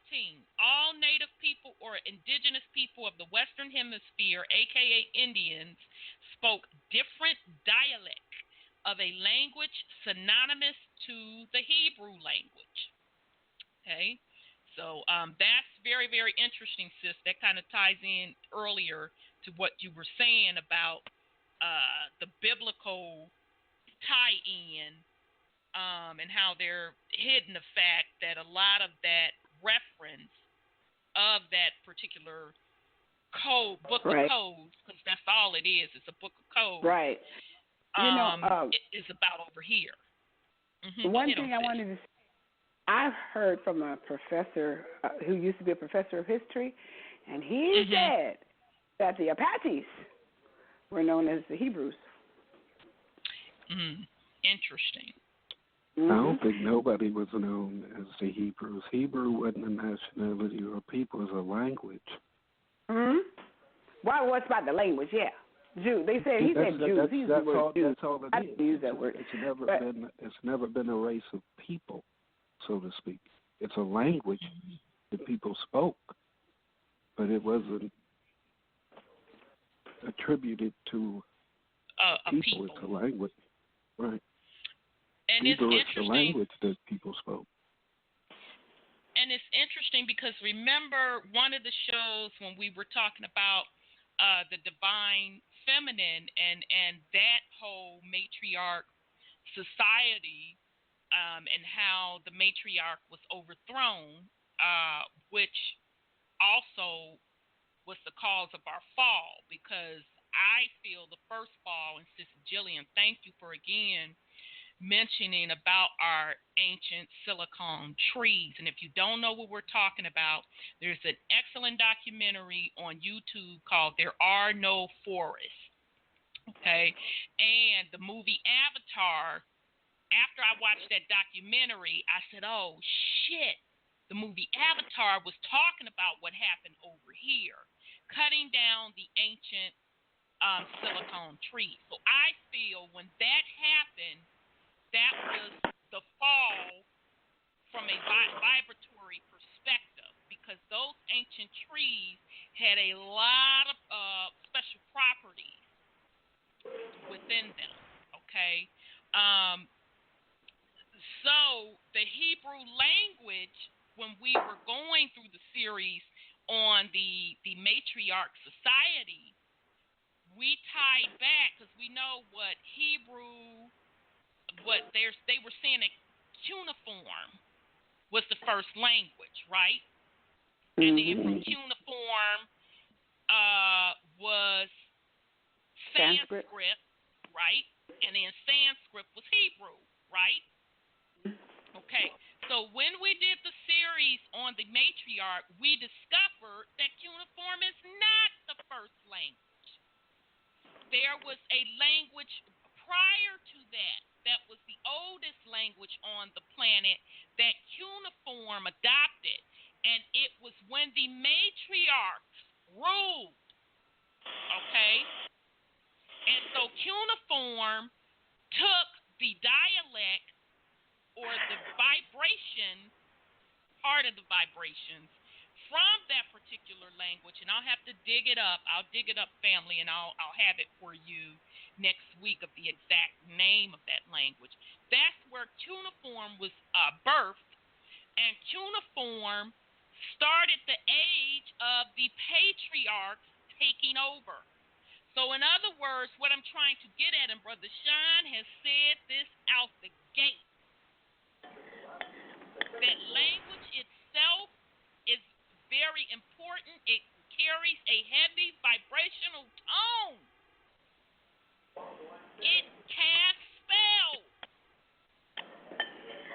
So even with the language itself, you can see the chronological order of how the fall happened from a vibratorial perspective. We went from the very first documented language on the planet, when it was a matriarch society, to something that was cuneiform, and from that point, it was patriarch all the rest of the way. And each time we came with a different version from the original source, the vibrational tone got lower and lower and lower. And now we're at a bastardized language. Who the fuck knows English is just riddled with spells. Okay? So, very good point on the Hebrew thing. Sorry, I know I kind of went off there, but I had to get that in. God damn it. I had to get that in. Okay.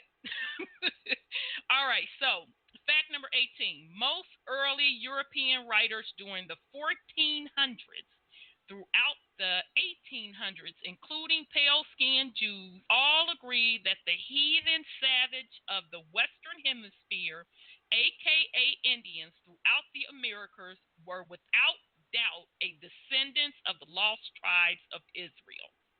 Yeah. Okay. That's fact number number 18. Although I want to put on record, I don't give a fuck what they think or whatever.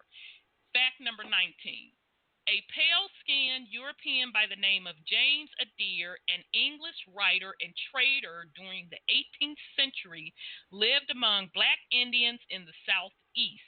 James Adair wrote a book entitled History of the American Indian. In his book, he claimed that the Indians of the Western Hemisphere were descendants of the lost tribe of Israel.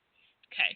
Fact number 20, James Adair in his book, History of the American Indian, wrote 23 arguments to support his findings that the so-called American Indians were the descendants of the lost tribes of Israel. Okay, so we're going to stop right there. Sis, did you not say what the hell are they talking about over in the Middle East? If unless I'm not remembering properly. Yeah, you're right. Because I was just thinking that when you were saying that, I mean, so where is Israel? Who's lost? Exactly. Because it's right over here. We're not lost. We're at home. They done changed They done changed the names. They done reversed everything. They done reversed everything. We're in a reversal. Absolutely. Okay. Here we go. Fact number 21. Nat Turner, Paul Cuff, Christopher Atkus, Dr. Martin Luther King Jr., Harriet Tubman, Denmark Vesey, Elijah Poole, a.k.a. the Honorable Elijah Muhammad, amongst millions of others, were indigenous to the Western Hemisphere, a.k.a. Indian. Okay, and I think they said Nat Turner's last name is really Tunica. Okay, that's another story. You can do a little research on that. All right. Fact number 22. The titles Black American and African American are fake, inappropriate, European colonized titles to keep indigenous people of the Western Hemisphere, a.k.a. Indians, under a spell of ignorance. Okay? So going back to the spell of language, the spell of words, okay? That's why it's very important to go within to break these spells. Okay, fact number 23. The titles Black American and African American were purposely created to psychologically and spiritually disconnect the indigenous people of the Western Hemisphere, a.k.a. Indians, from their true motherland, which is right up under their feet. Okay? So we just talked about this, the psychological and spiritual warfare that's disconnecting you from your DNA from the land. Right. Okay. Fact number 24. The Reverend Jesse Jackson, a South Carolina Cherokee, and remember, family, we said Cherokee, that's a bastardized tribe name, okay, but this sorry sack of shit, Jesse Jackson, started and promoted the fake title of African American that has been imposed upon Black Indians indigenous to the Western Hemisphere region. Okay, Right. that's fact number 24. Okay, and he is an example of one of our own, because if he's truly from South Carolina, and Cherokee is not the native tribe of that land, I'm telling you that now. I know that for a fact. But if the MF is a native of South Carolina, that's one of our own that's participating in the system of fraud to keep you asleep. Okay? Fact number 25. It has become quite profitable to brainwash the indigenous people of the Western Hemisphere, a.k.a. Indians, into thinking that Africa is their native land. I'm going to go over that again. Fact number 25. It has become quite profitable to brainwash the indigenous people of the Western Hemisphere, a.k.a. Indians, into thinking that Africa their native land.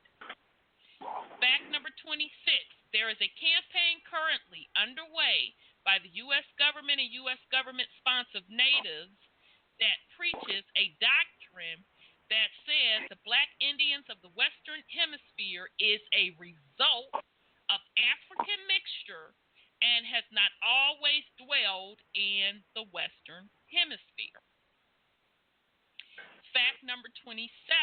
Most so-called black Americans or so-called African Americans, when asked if any Native Americans are in their family, at least 95% respond with the answer yes. In addition to this, most so-called black Americans or so-called African Americans are also able to give you the name of the tribe that their relative comes from. Thus, the so-called black American or African American oddly insist upon calling themselves black American or African American instead of referring to themselves by the way of their ancestral tribe name that has survived in their family, which in essence is their true nationality. Okay, so this goes back to what Malcolm X said. You are Aboriginal, but you don't like to call yourself Aboriginal. Okay. Fact number 28.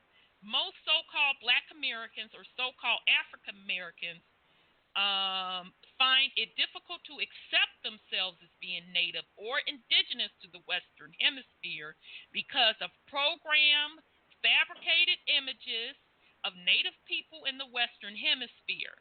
Fake images of their own indigenous ancestors has been routinely drilled into their psyche since birth. The black Indian image does not register within their psyche because of the fake imagery programming that the U.S. government has instilled into their minds of how native or indigenous people of the Western Hemisphere look. The spirit of so-called black Americans or so-called African Americans tell them one thing, while the programmed fake image of their own ancestors say another. This all leads to inner conflict. Okay, so this goes back to what Brother Will was saying, what Brother Sean was saying. You have to go within. You have to look within your own bloodline, what your family said, to find the answers, okay? Pay attention to the programming that's you're constantly been bombarded with these classification titles that the colonizers gave you and plastered you with the images, okay? That is not the true story. The true story is what you say the true story is, what your DNA and your ancestors say. Okay. Fact number 29.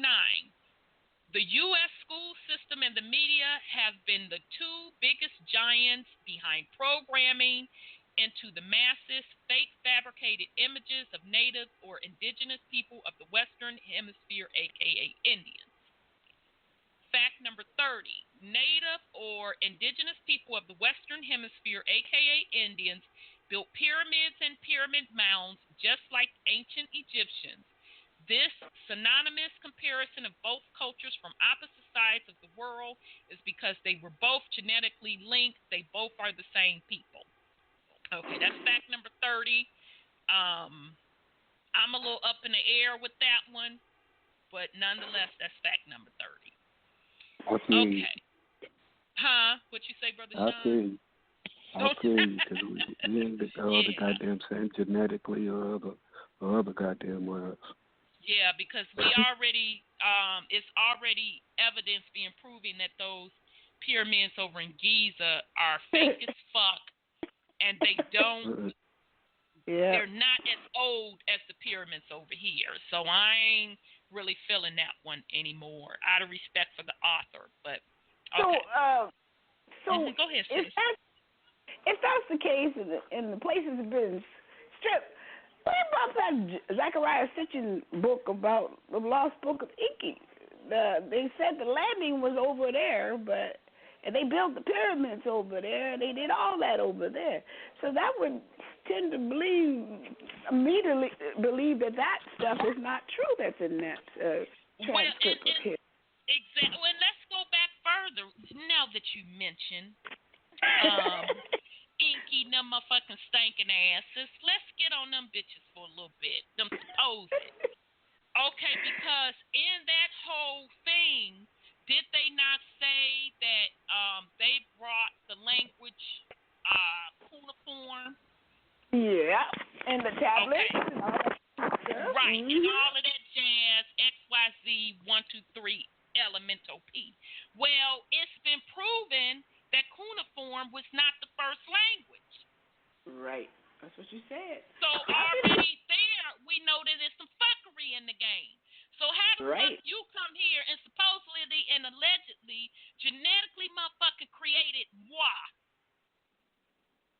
and you my motherfucking God, and you gave a language, quote, quote, cuneiform, but we have a language older where a matriarch society,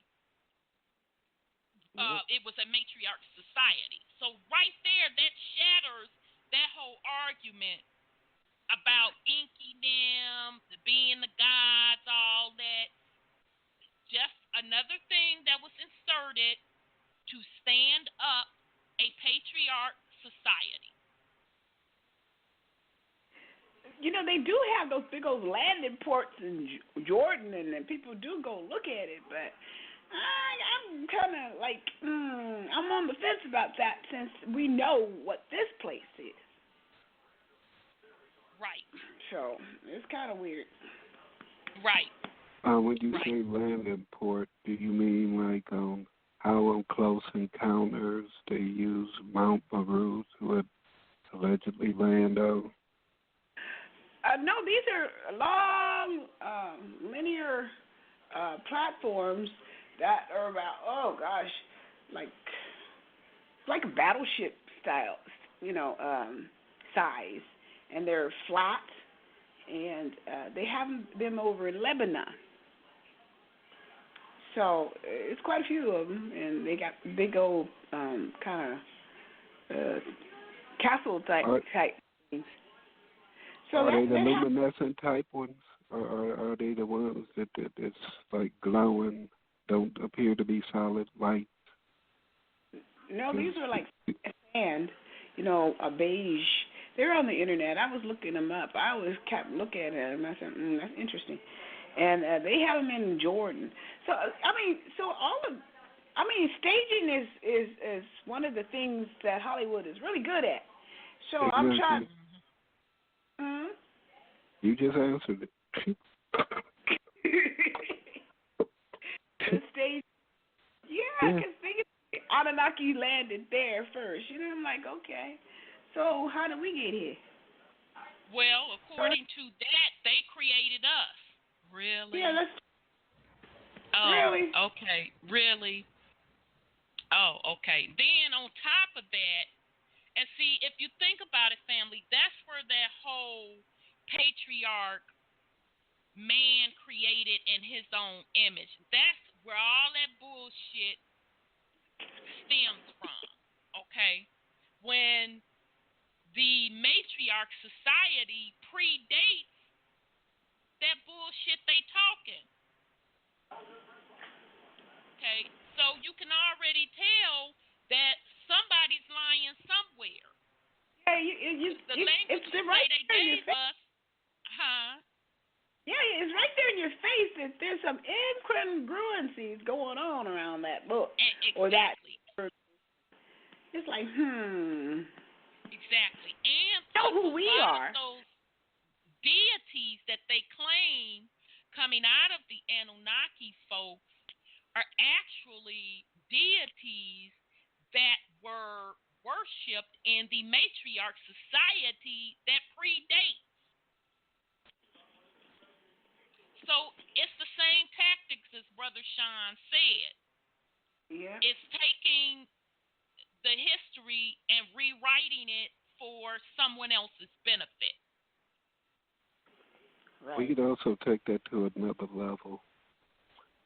Like, they allegedly created us to mine gold for them to be slaves. Oh, yeah, that's the really winner. Oh, yeah, I forgot about that. Yeah, my bad. Ironically, when the colonizers or the pilgrims first came over here, they was just digging for gold. They was around digging for gold. Yes. Talk about that for a little bit, Brother Sean, because I was able to catch that video, and I didn't upload it because, it had you had to read a lot, so they wouldn't have got the benefit of it. But kind of talk about that. My mouth was kind of flown open of what was in that video. And I'll post it in the chat room, too, for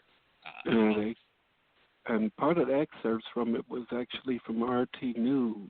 I got to try and see if I could find that actual story. But they came over here digging for gold, didn't have no food.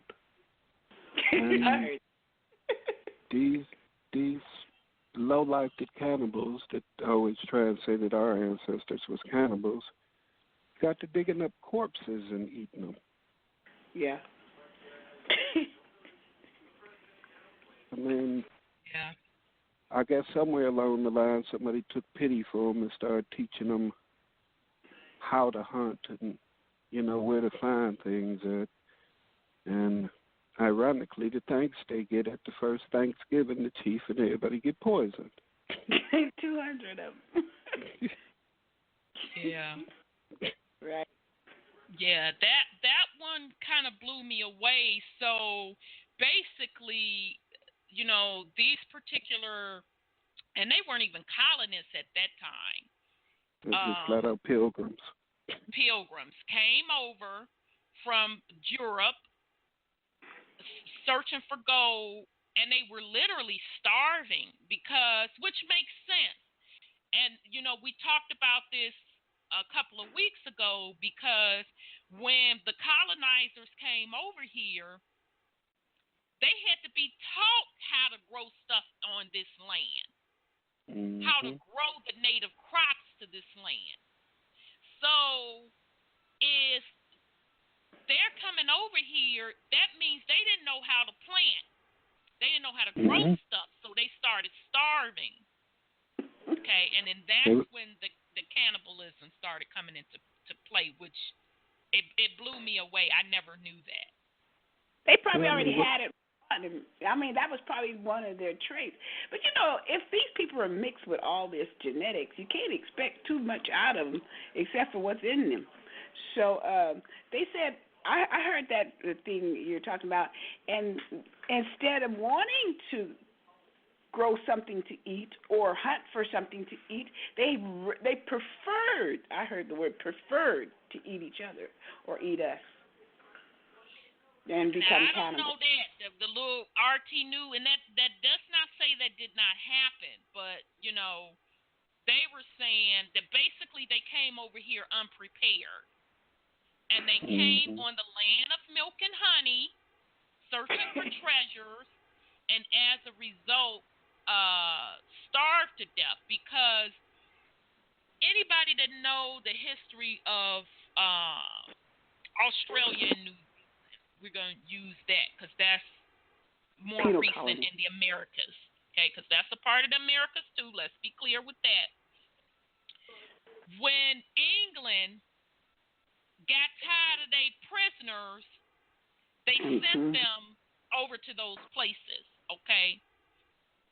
So, in other words, they didn't want to deal with their own problems, so they sent them over to Australia, and all hell broke loose. And then they started sending some of their other folks over there that they were giving land grants to.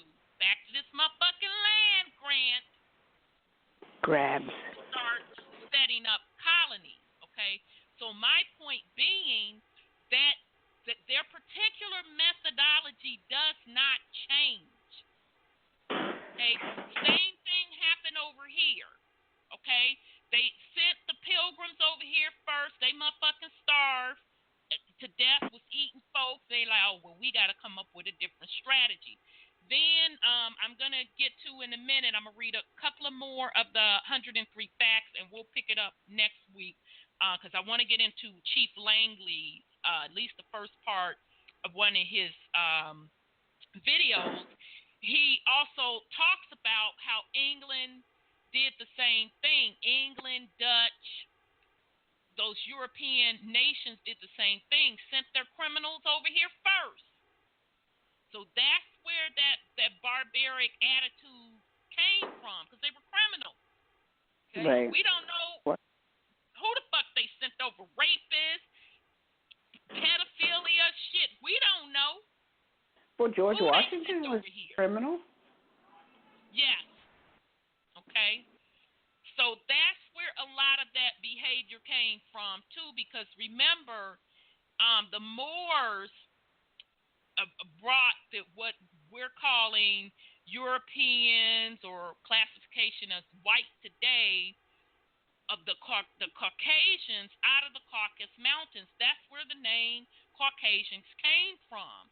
Brought them out of the Caucasus Mountains to, quote, civilize them. Okay? Mm-hmm. So meaning taught them how to read and write, hygienes and all of that. But then on the flip side of that, the Moors be a motherfucking nickel-ass slick. Enslaving, although it wasn't the type of slavery in some cases that we experienced in the Americas, but they were enslaving. They had concubines. That's when the whole concept of mulattoes came into play, all of that. Okay, so think about that. If you have a people that had a totally different culture that was isolated from the rest of the world, because that's what went on in the Caucasus Mountains, and we still don't know the true story of what really went on in the Caucasus Mountains. We don't. We only know bits and pieces. We know that it was a group of people called Caucasians because they came from the Caucasus Mountains that the Moors pulled out of the mountains to civilize them. Okay?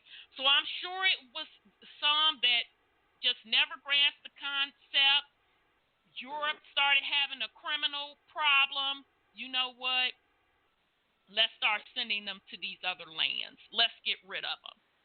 Until they wanted to start profiting because Europe bankrupt itself. Right. Okay? So that makes sense to me.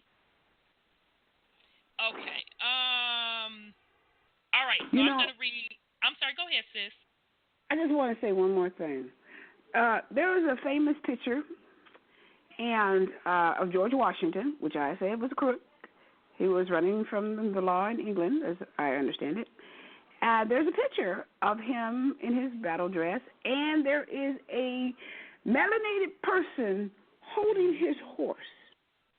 But that melanated person is very, very, very well dressed, and he has a fez or a turban on his head. And he is a Moor.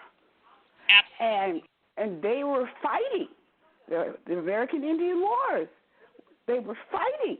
And people don't put this two and two together, but if this melanated man was helping George Washington fight, who were they fighting? Exactly. But, let folks tell it. The white folks, those classified as white, want to say he was a slave. Well, when the fuck a slave get dressed that nice? I mean, he dressed to the dime. Okay? Right. The second part is our people want to be in denial. All you have to look at is the gear on his head. Right. That turban and fez is not native to this land. Our headdress is the feather. That's true. Mm-hmm. Okay, let's be clear. Stop letting people trick you. Our people wore the fez. Motherfuckers, show me. A fez is different from a headdress feather. Well, I will say this. Even Noble Drew Ali, who was their proposed leader, wore feathers. But the thing is, no feathers. yeah, his grandmother was quote unquote Cherokee. He knew that he was Aboriginal. Okay, See, I never saw him in no feathers. I always saw him in a fez. A turban and a feather. Yeah, he had feathers. There's a few times he's had on the Aboriginal gear in pictures, but they never focus on that. Yeah. Oh, of course it's also, not. What they also don't realize is the reason he was assassinated because he didn't want to go along with that. Right. That's why you can't find none of his recordings. That's why all his teachings are secret and just for the adepts and this, that, or the other. Because he wasn't known to teach. That's why they took him out. Yeah, they wanted that makes sense. Teachings. Yep, they subverted his teachings. Wow. That makes sense. That makes a lot of sense. Okay, so I'm going to get into about two more facts because it's going to actually talk about the more stuff. Is going to be getting into that, and then we're going to I'm going to introduce you to Cheif Langley. Excuse me. During the time, this is fact number 31. During the time of Pangea, a Greek word that means all one, all of the continents on the planet Earth were one mass of land. People lived and thrived during that time of Pangea. This is a large explanation as to why pyramid builders in the Eastern Hemisphere and pyramid builders in the Western Hemisphere have cultures that are incredibly synonymous. The continents continue to move. Some move 4 inches a year. The continents will one day become one mass of land again. The continents are currently separated at this time. However, the genetic link of beings from Pangea never parted. Okay, that's fact number 31. I don't agree with that. No disrespect to the author, because again, the pyramids over here are older. So I don't totally agree with that Pangea. You know what I've heard that Pangea actually is when the waters divided everything, when the waters separated everything. We're still connected. I mean, still is one man mass. Underneath, right. And it's just different frequencies in different areas, just like it's different frequencies in different areas of our body. Mother got, each part of Mother vibrates at a different frequency, and it's certain beings meant for that part of her. For that part of her. It's just like how there's certain things inside of us. We're a universe, and we have all these microscopic creatures and whatnot living in us. Right. You got certain ones that's attracted to certain organs. Right. And each organ vibrates at a certain frequency. Absolutely. Agreed. And thank you for that, Brother Sean, because, that's another thing that people, when you're presenting this type of information, people throw it out the door. Well, it don't matter because we all won because of Pangea. And I be want to say, motherfucker, did you just hear what I said about you going to your big mama to trace your ancestry, but you want to still believe what brother such and so told you, so now you going to throw Pangea in the mix. Oh, okay then. Oh, okay. Okay. That's Pan-African teaching. Oh, yeah, they will fight you to the end. And again, I tell them, that's your business. Hey, red, black, and green on, brother. Just do not tell me that's where my lineage is from, because we're going to have a fucking problem. That's the problem. Put your shit on. But didn't the Dogons say that they're from Syria? Huh? Yeah, that's what they said. Yeah, that's what they said. The Zulus are from Mars, right? Yep. That's what they said. So how is it all life began in quote-unquote Africa? Well, which was actually I'm sorry, go ahead, brother. Which was actually just a little state in Asia. Exactly. just a little state in Asia. Absolutely, brother. And it's interesting. Say again for me, brother. Where do the Zulus say they came from? I'll wait. Say that again. From Mars. Where? Okay, and where does I forgot their name. Just the Dogon say they're from Syrians, right? Syrian. Mhm. Okay, so now I'm just gonna go back to that Cosmic Egg Universe video. And I'm encouraging you to watch the video because he talks about these different dimension realms. Different dimension realms are based on what they're calling planets, but they're actually realms on the outskirts of different landmass, okay? So if the Dogon's saying that they're from Syrian, that's the outer territory of this realm. If, I guess the Zulu, they were South African, if I remember right. The Zulus say they're from Mars, where Mars is the next outer layer out, or the next dimension out, which, by the way, is where the colonists are trying to brainwash the mind or train the psyche of folks to say that they're trying to get to Mars to see if they can have life on Mars. So what I think, again, as we talk about this Mama Earth shifting to a higher vibration, folks are preparing themselves behind the scenes. These secret societies are preparing to go into these other realms, because if they try to stay in this current realm, when this vibration raises all the way up, that's ass out, okay? And once again, that Netflix series, Lost in Space, they remade it. That's exactly, you see that. They're showing you the future, where folks are going on these expeditions because they have to get off of quote, quote, Earth to go colonize these other planets / realms. So very, very, very good point. Thank you for bringing that up about the Syrians and the Zulus. Okay, so 32 and 33. Oh, shit, y'all. I got to go all the way to 34 because we finna get up on the Moors. 32. The term Moor was applied to dark-skinned, brown-skinned, and reddish-brown-skinned people who were not only indigenous to Europe, but to West and North Africans. Even black Indians of the Western Hemisphere were also dubbed with this title. Yep. So now I'm finna go over this shit again. This is fact 32.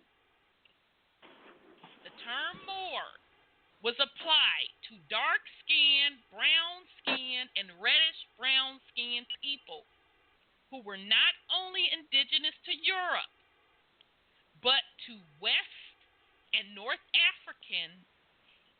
Even black Indians of the Western Hemisphere were also dubbed with this title. Okay. Fact number 33. Indigenous black Celtics, indigenous black Britons, indigenous black Portuguese, and indigenous black Spaniards, also known as Moors, had a long-time knowledge of indigenous people in the Western Hemisphere. These Moors were well informed of the different customs, traditions, and languages of the natives of the Western Hemisphere. These dark-skinned European Moors were used as buffers by pale-skinned Europeans to help colonize the New World. These indigenous black Europeans, aka Moors, not only solicited the New World to the pale-skinned European, but also waged war on indigenous people of the Western Hemisphere a.k.a. Indians. Okay? Yeah. So that's fact number 33, and it goes back to what we were talking about when the sis was explaining about her family's heritage connection to South America, to the Aztecs, okay? Mm-hmm. And I was explaining to the family that Cortez from Spain in his journals documented how he had Moors, I think it was 2 of them, as his navigator. Okay? You know, the Moors, the Moors are the Saracens, and they were conquered by the Turks. And then they were captured and put into slavery, I understand. And when they were brought over here, there was a letter that I saw a video on. It's called The Moors, the Indian, and something else. But they were brought over here, and they were sent to Barbados as slaves. And what they did, the pale-skinned folks, used them to rape and the indigenous Indian female, American Indian, that was here. And they called them Moors at the time they came, and they called the rest of them Indians, and then they start calling them Negroes, and then that's when the names start mixing back in. And that's in Massachusetts. Yeah, that's in Massachusetts. And so the Moors came over as slaves and they put them in Barbados. That's what this document says. It's an old script that somebody wrote, one of the judges or the sheriffs or something, because they were taking, census and stock of what's going on at that time. Okay, and then that makes sense. Yeah, and it was like the late 1700s, 1760s and stuff like that, where they brought them here to this land. And I guess they must have got free and started working against us. And they were working against us in the first place when they got here. So that's how they, I guess they... Mm-hmm. I'm sorry, go ahead. No, I'm actually, just to point out again, when earlier in the show when we were talking about that mini ice age that happened in the 1700s, so hopefully you see it from a vibratorial perspective why that mini ice age happened in North America when all of the warring was going on. But as far as the Moors, and Cheif Langley is going to get into it. I'm going to go to his video right after I read this last little fact 34, and we'll pick back up on the rest of these facts next week. But Cheif Langley said actually the Moors hit the coast of South Carolina back in 1500. Okay, they came over with the Spanish, and we were fighting then. We had a 300-year war against them and whooped their ass. Absolutely, we whooped their motherfucking asses. They put up a fort. They we came back burnt that bitch down. So the betrayal goes back quite far. Okay, and Cheif Langley is going to go into where some of them African nations started sending their representatives over here for their self-interest to do agriculture and all of that. Okay, and then after the warring and the takeover by the Caucasian, a lot of them did go back home, and the ones, I guess, that didn't have sponsorship or they didn't give a damn about, they came into slavery also. And when you go back to those property records back around the time of the 1700s, because that 1700s was around the last of the wars that our folks were losing. And they, had the option to go be on one of the motherfucking fake reservations, which most of us said hell no. So we got reclassed Negro and went into a form of slavery. Okay, but because it was still a Britain colony, they had to motherfucking pay taxes back to the crown. So that means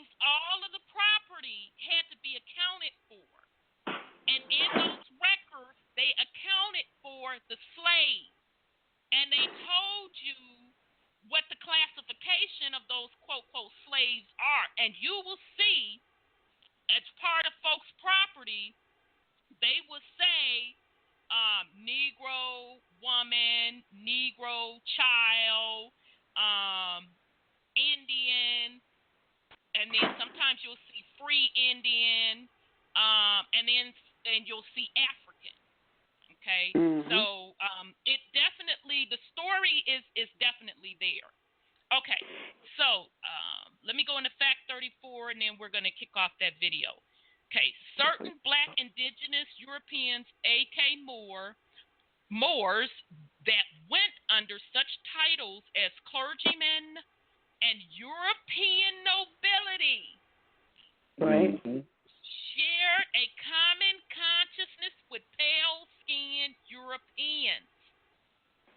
That common consciousness being that the indigenous people of the Western Hemisphere, a.k.a. Indians, were untamed heathen savages. So I'm going to go over fact 34 again.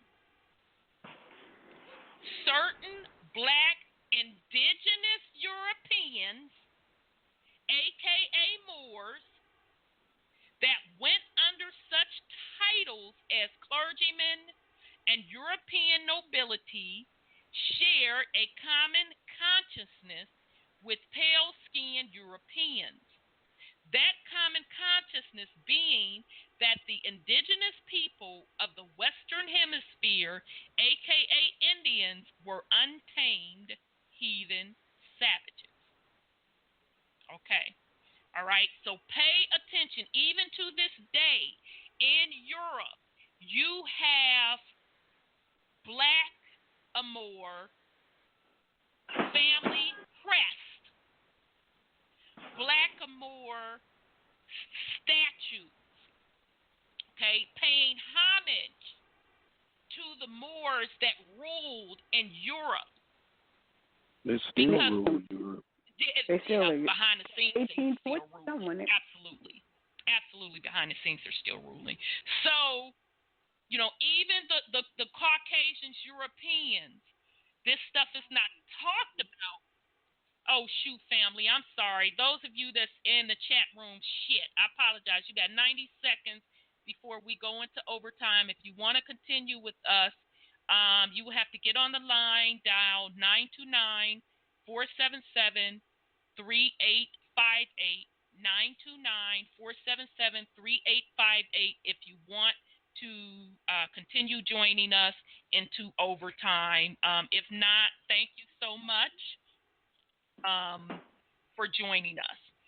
Okay, I'm just going to throw this number in here right quick. Crest too.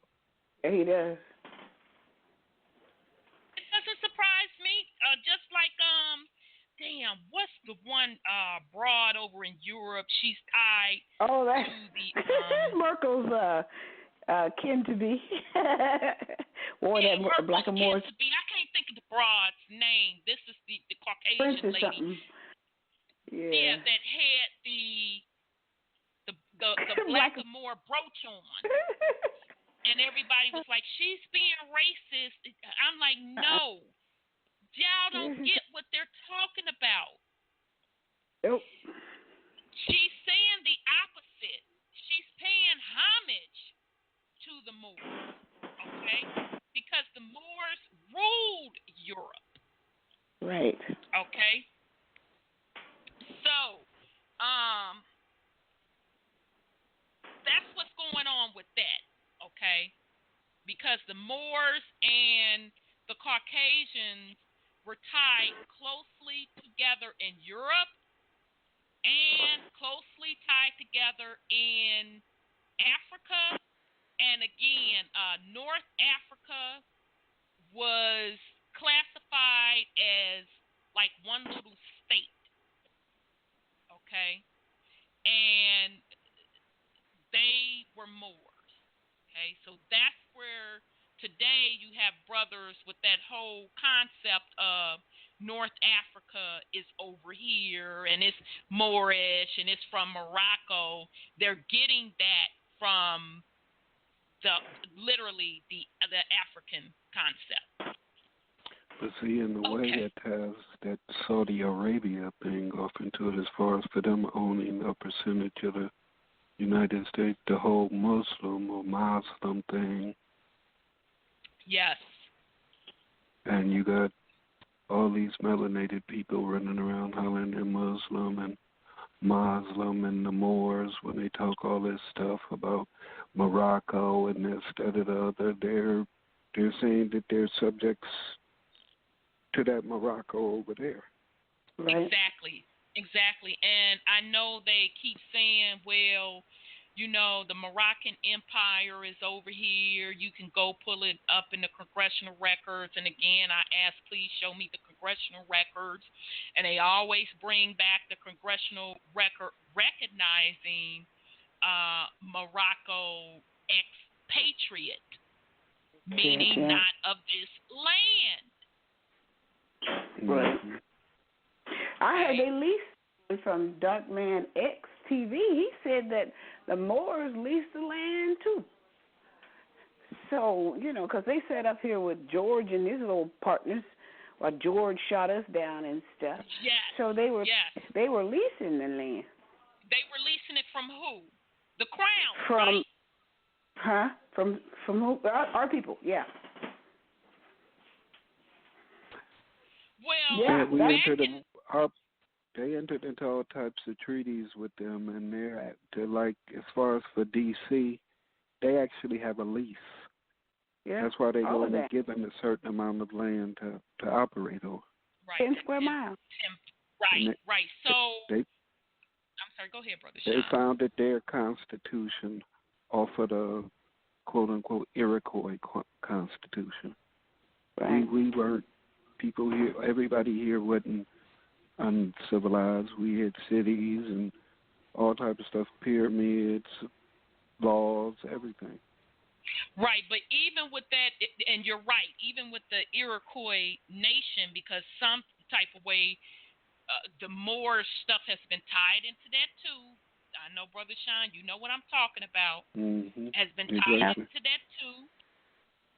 That still don't have shit to do with the rest of this land. How the fuck you gonna enter into a contract with my shit? Exactly. But see, that's the other part of it that people don't want to get off into. The fact that we were having wars and stuff here with each other already. That's right. Exactly. That's right. Because we never agreed with it. So part of us didn't agree with it, and I think out the gate in this brother's book, The 103 Facts About Black Indians, he said that we were warring with each other, and that part of us went for the Europeans' trinkets. And that's what the wars was about, because we wasn't on that bullshit with leasing the land and all of that. Okay, and there's and Brother Sean, even in that video that you sent to me earlier this evening about the pilgrims coming over, starving and all of that, they show pictures of the fur trade, okay, and how some of our ancestors was entering in a business deal, and this was right around the New York area. Not right around, shit, this was New York, shit. Not right around, let me be accurate. This was New York. Entered into a fur trading business with them. Okay? And there's an excellent documentary on it on YouTube that talks about that entire thing. How it was some type of deal. I think either the Portuguese or the Dutch stinking asses was the first one to hit the fur trade deal. And then, as usual, they got double crossed. And took over. Then they wanted them to pay the indigenous to pay taxes. And so that whole New York area, New York, Jersey, Boston, New England, that whole motherfucking East Coast, Massachusetts, Virginia, all that shit was taken away from them. Yeah, because it was on lease. Which makes sense if they were some of the first 13 right? Mm. Just imagine, they'll kick you out of your house if you're behind in your payment, but they've been on that land for more than 150 years and they ain't paid their lease. Well, first of all, and I agree with you, but first of all, it's even worse to that, because, bitch, I didn't make no motherfucking agreement with you. I didn't make none either. So, like Sis Cheryl said, she put so eloquently, none of those agreements that they claim they have, they aren't valid. Nope. Those people been gone. We're not party to the contract. Exactly. So agreement with whom? Yep. So it's all fraud. Okay.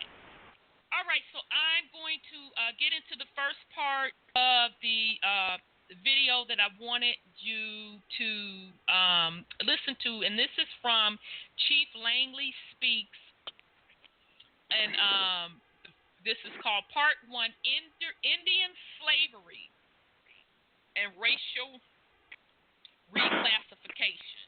Okay, so let me find that first video.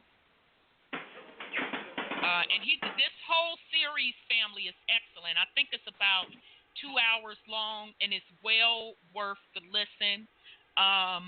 So we're going to play the first part, which is 24 minutes, and then we're going to come back and chop it up. It's well worth it because he's a historian, indigenous American who knows his heritage, and he's really going to give you a lot of pertinent information. So here we go. First of all, I would say from my standpoint that there are some African Americans that are African, but from my take and my family and many others, we don't identify with having to come from Africa. I have no ties to Africa, none whatsoever, with the past 13 generations that I can name on my mother and father's side, my ancestors. I can't find any African in that link back to that time. So having said that, no. But what most people don't understand is Native American slavery. And Native American slavery was 200 to 300 years ahead before the first African hit these shores.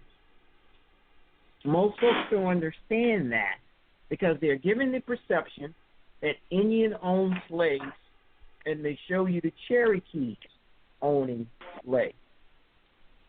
But what they don't say, one of the major Cherokee slave owners, John Ross, they said was 1/8 or 1/64 Cherokee. So if you ask me, if I calculate that up, that is a Caucasian.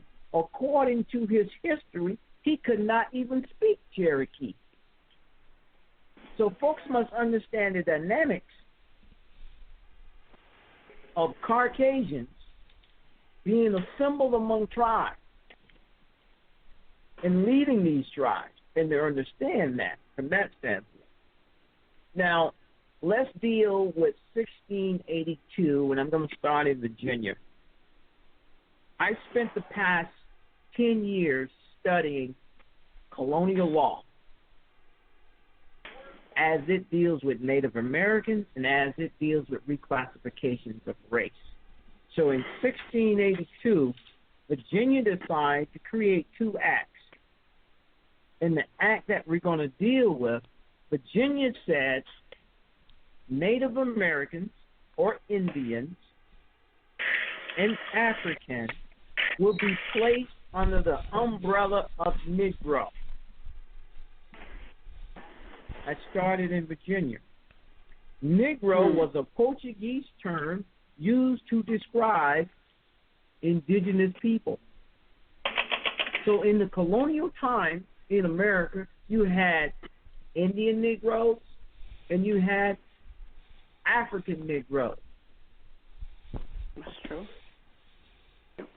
Now, South Carolina adapted that and came up with something called the Negro Law of South Carolina. If you go and Google the Negro Law of South Carolina, you will find this congressional record. And it talks about Indians as well as African, free people of color, free African, free Indian. But what history doesn't also tell you, there were European Negroes, which were British slaves that were in South Carolina colonial time. That's a history not even talked about. So now we're going to go back and we're going to deal with the Indian Negroes who were in slavery. Because what happens today when historians start talking and activists start talking, and they're telling about African Americans in the 16, 17, 18, early 1900s, I have an issue with that because who are you talking about? Because that term did not exist. So you have to deal with the definition. So understanding this from a forensic standpoint, Negro in colonial times, you were talking about two different sets of people. You were talking about the Americans, the Indians, and you were talking about the Africans in slavery. And I use the term like mixing fruit cocktails. Because after the slavery, everybody is colored or everybody is black. And please keep in mind, black is not a race. It is a color. It is looked upon as being a race, been accepted as being a race. It is a color. So folks really need to understand this. I deal with my ethnicity of who I am. I am a Yuchi Indian. And my grandmother and my grandaunt and my grandfather and my parents made sure I never forget it. I drank it day in and day out. My aunt will always say, we may be called black, but we didn't come from Africa. We from right here. The Yuchi Indians have been on the Savannah River for over 1,000 years, and the Ogeechee River. Thousands of years. When the first Europeans came and saw us, they say these people have the hue of the Ethiopian and the Egyptian. So what does that say? So they were comparing. Folks don't understand because they don't know the history of Native American slavery. And South Carolina, listen to me, brother, listen to me carefully. South Carolina has the most pristine records of Native American slavery and colonial race reclassification than any other state. Now, as I speak tonight, I speak from South Carolina, but keep in mind, Georgia was created out of South Carolina, and Alabama was created out of Georgia.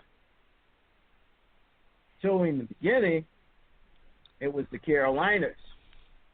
But a lot of people don't realize, again, that a lot of the Spanish Moors in Morocco, who granted South Carolina their first charter as an independent sovereign state, helped colonize the Carolinas. South Carolina created a law in the 1600s called the Moor Sundry Act.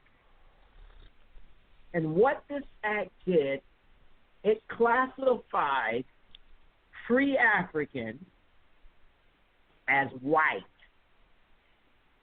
So on the census, you got to be very careful because now I'm speaking to you from a forensic genealogist's point of view. Your ancestors, depending on who they are, if you know who they are, may be coded as white on the census when you go back and do your genealogy search, and you think you've got the wrong person. No, you have the right person if you have the location. Majority of them were slave owners. They held property.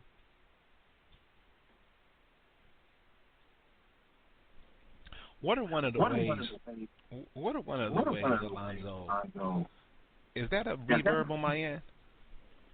Yeah, that's an echo.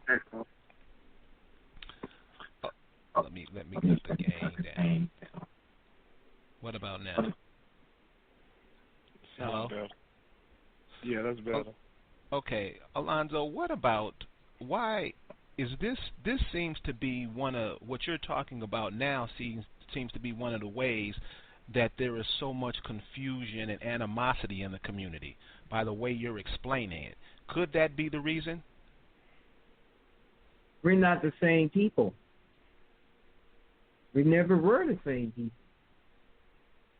We were all combined, those that were slaves, those that were not. So after the end of slavery, let me explain something else about South Carolina. South Carolina, when they came in to enslave, they conquered entire villages.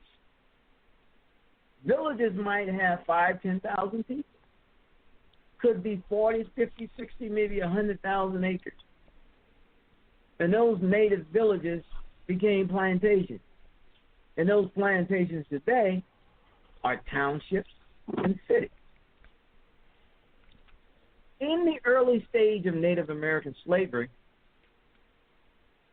when they started bringing the Africans over, they didn't enslave them on the same plantation. That only happened at a different time. Native Americans enslaved the whole village. No one's going to run away. Now, what you got to understand, when you go do your research now, you have to look at what type of plantation this was. Was it a cotton plantation? Was it a rice plantation? Or a sugarcane plantation? 98% of your sugar plantations are your Native American slaves. Your cotton plantations are your African slaves. And your rice plantations. You have to investigate the plantation owner because they had to have permits. Did he have a permit to own Native American slaves? Did he have a permit to own African slaves? Or did he have a permit for British slaves, Scottish, and your Irish? These things are very key. Now, South Carolina did a whole lot of domestic slave trading with Native Americans, which means many of your ancestors ended up into Jamaica, Barbados, Trinidad, and other places in the West Indies because that was a domestic trade. Well, you say, well, how is that a domestic trade and that's not part of the United States? I'm sorry, because in the 1600s, South Carolina had a governor named Governor Linton, Henry Linton. Henry Linton was the governor of Jamaica and South Carolina and governed certain parts of the Barbados because all of that was a part of the South Carolina province. That's why you won't find any slave trade direction coming from the United States going to the islands. It won't be on the transatlantic slave because it's domestic. So we have to understand that. So as you go do your genealogy search, that is very important. The other thing to keep in mind is to study the immigration maps. Where did the slave owner come from? Because in South Carolina had about 274 free African slave owners. So you have to understand, why wasn't this information given? You got to go back and look at Reconstruction. What were they trying to reconstruct? Then after Reconstruction, we get Jim Crow. We get laws that saying coloreds can't read, can't go to school, can't become policemen, can't be judges. Why? So you will go into the public records and find out that before the Civil War, your ancestors may have been landowners. Your ancestors may have been slave owners and not vice versa. Your ancestors may have fathered white children and they were the slave masters, besides it being vice versa. These are things folks need to be concerned about because the average genealogist don't teach this. But I'm telling you this from a forensic standpoint. You look at your slave manifest. Your slave manifests are the logs. It tells you where the slave's going, who owned the slave, what color is the slave. If you read the slave manifest, you will see slaves that are gold, that are yellow, that are black, that are white, that are brown, that are tan. So you need to keep in mind. So just so happens the color black stopped for some reason. You got to keep in mind with that because these things are very, very important. Another thing that I teach and I tell people all the time, you got to be careful with the size of the slave ship. Folks don't really understand. Say, what do you mean by that, Langley? Okay, along the Savannah River, the channels are very narrow. I can swim from one side to the other in probably 2 minutes. So the channel is no more than about 25 or 30 yards. So you're not going to get no ship down there. You're going to get a boat because the draft is not going to carry you. And how many people on the little boat going down there? 25, 30 maybe? It wasn't no 200-300, not in that area. So you have to question now, where did all these massive ships come from? Not mainland inside of America. No. May have been certain amount of size of ships going to the Caribbean. No. It's impossible. These are facts because if you read the slave manifest, they tell you the capacity of the ships, the size of the ships. These things are very, very important. Of course, the cotton trade down in Buford, it tells you. And in Charleston, where are these slaves coming from? Why was cotton so important, Egyptian cotton? Because the Africans knew how to grow it. Wasn't for the Africans, wouldn't be no cotton here. So the British loved cotton. And there were 7 African nations that are listed in South Carolina congressional records that had to do with slavery and participated and sent their people over here as well as other tribes. And they sent people over here, these tribes who knew how to grow cotton, knew how to deal with iron, and very other tasks. These were specialists that they sent over here. You have to understand, slavery had nothing to do with black or white. It had to do with capitalism at that time. Jim Crow made it about black and white and racism. I checked the laws. I looked at the record to see how far.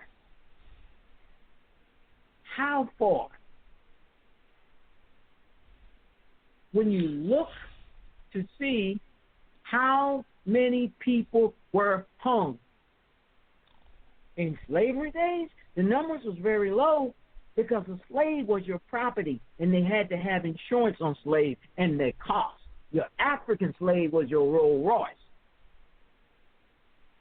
But after slavery and in the years of Jim Crow, hanging and lynching, according to the record, expanded over 500 to 1,000%, depending on where you are.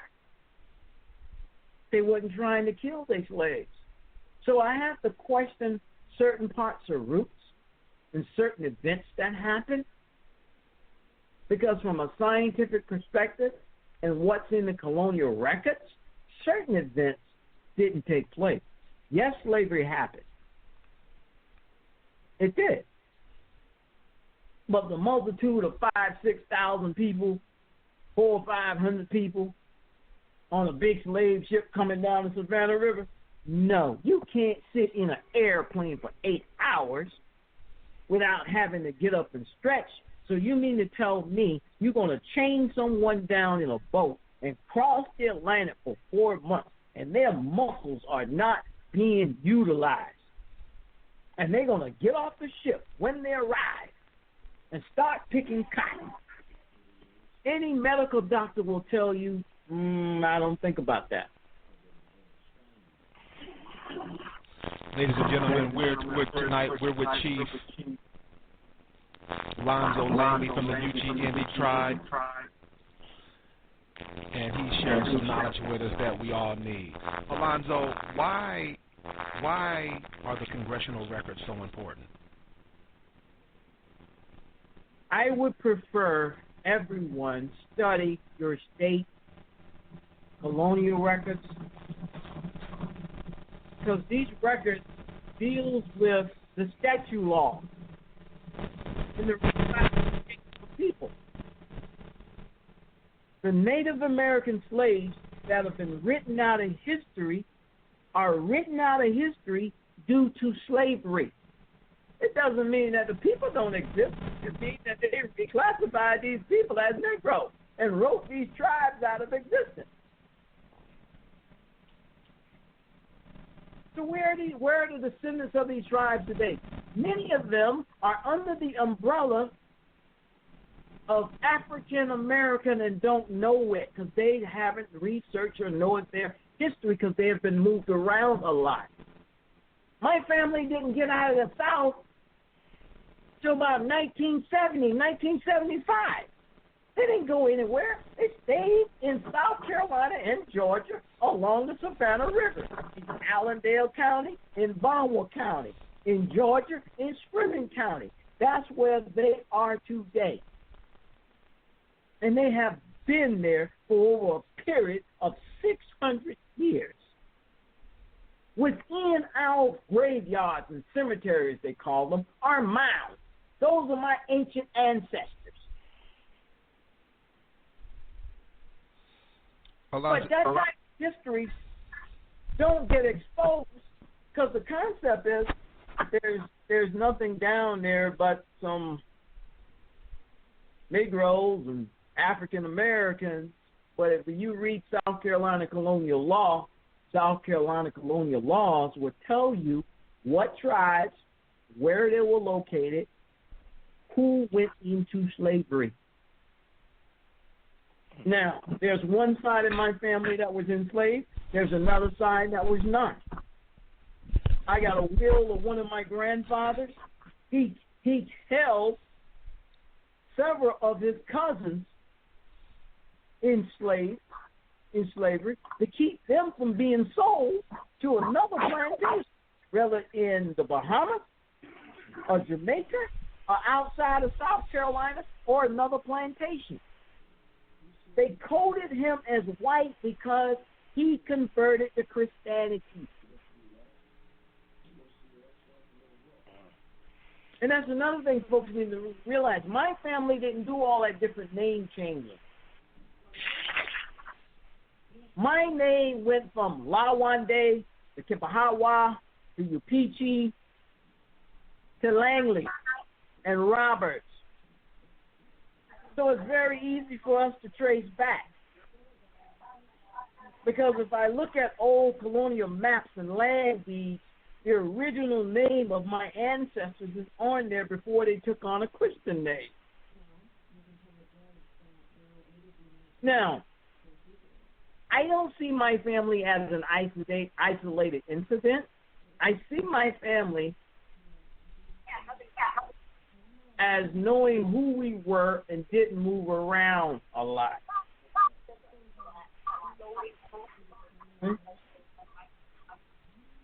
So when folks look at us, what do you mix with? What do you mean? Your hair is straight? Y'all mix with half white? No. Why I gotta be that? We're Yuchi Indians. This is who we are. No Native American tribe looks the same. Don't get shattered by that. What you see today and what you see on TV, Hollywood, ain't reality always. Don't buy into it. I call it the Barbie doll syndrome. Which doll is prettier? This is the one that we would show. Because there were Native Americans dark as Sambo, with straight hair, with big nose. All you have to do is go look in the archives and look at the old pictures from the 1900s on back to the 1800s and see who these people look like, and you will find your people as your uncle, your aunt, your cousin, your grandmom, your granddaddy being called Negro. My sister and I went down to the Alabama archive yesterday in Montgomery, and we were just mind blown by the information that was down there, validating everything that you just said. And it was amazing. We were both in another world. Okay, family. So let me unmute Sis. Sis, you had a lot of feedback, so I muted you. Okay. So family, that video again, that was part 1. Cheif Langley speaks. That was the gentleman that was speaking. Part 1, Indian slavery and racial reclassification, and that's off of the YouTube channel William Bell. So I'll pause in case somebody wants to put something on it. You know, as he was talking, it was very impressive that he said they have all those records in South Carolina of all the people they brought in and the people that were there. And I decided, as a stroke of impression, to check out where I know my people were from. And I just checked it on Google. They were there since the 1500 BC. I said, you know, it's not as hard as we think. That's what I said. I know I've personally done it, and my mouth just flew open. I'm like, you just type the state and the county if you know it, where you're from. You know your people will live forever, and it's there. It's there. I never thought. I knew I was Indian, but I never thought to check it. You know, and it's some of the things that we're going to have to do on the census is coming up. So, but I don't know what they're going to do about us that are not the civilized tribes, the 5 civilized tribes, because we ain't civilized at all. But that's bullshit anyway. They know it's bullshit. And again, I don't give a fuck what they think they going to do. You know, my purpose is not, I'm putting forth this information not for you to prove to anybody who you are. Right. You don't have to prove it to anybody. You are who your ancestors say you are. That's the purpose of me doing this. For each individual's journey to free their soul, their consciousness, their family bloodline. I could give a fuck what the corporation feel or think or know who I am. As long as I know. That's what matters.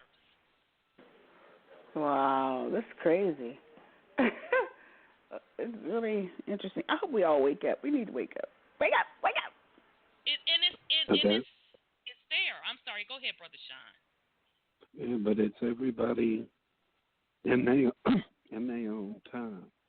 I mean, from a physical aspect, finding out who you are is hidden in their records. This, that, or the other, but it's a matter of what you do with knowing who you are. Right. Right, that's true. There's nothing you're supposed to do with them or no paperwork, because our ancestors wasn't doing no paperwork. They wasn't calling themselves none of these names or terms that we're using now. That's how far removed we are from knowing who we are. But you have all these conscious people who saying they didn't master self. You know, the Moors, high self, lower master. But let's say some of the people here are actually the descendants of the Moors. You still don't really know who you are. You still don't really know where you come from over in Asia, Africa, whatever you want to rename that place. Right. You don't know where you come from over there. So you just as lost as any goddamn body else. You over here speaking this same damn English. You don't know your native tongue. That's right. But y'all are all over here, all off in our damn business. It's the time to go home and learn who you are. Correct your karma. Correct the shit you need to do over there. Exactly. Let us correct what we need to correct here. But it requires y'all being gone. And if, you know, quote-unquote Caucasians feeling some type of way, we're not just talking about you. You're Moorish, African, European. Brothers and sisters will be going with your ass. You'll have plenty of company on your return. They're not going to be able to land anywhere because nobody going to take them. Oh, wait a minute, though. So, just to be clear, I'm laughing, but I'm laughing because you're right, but the way you say it, because when you get fired up, we're not used to you being fired up, Brother Sean. It's always me, MFing and SBing. So that's why I be having to laugh. But you make a very good point, and even Chief Langley in that clip said, you know, the very first set of slavery, it wasn't about color. It was about trinkets and what they felt they could get up out of the land. That's what it was about. And even us indigenous people to this land, that's the spell we have to get over, thinking that it's about color. And that's well, why you know, they brought that in to us. And mastering self, and you start seeing the fuckery for what it really is. Yeah.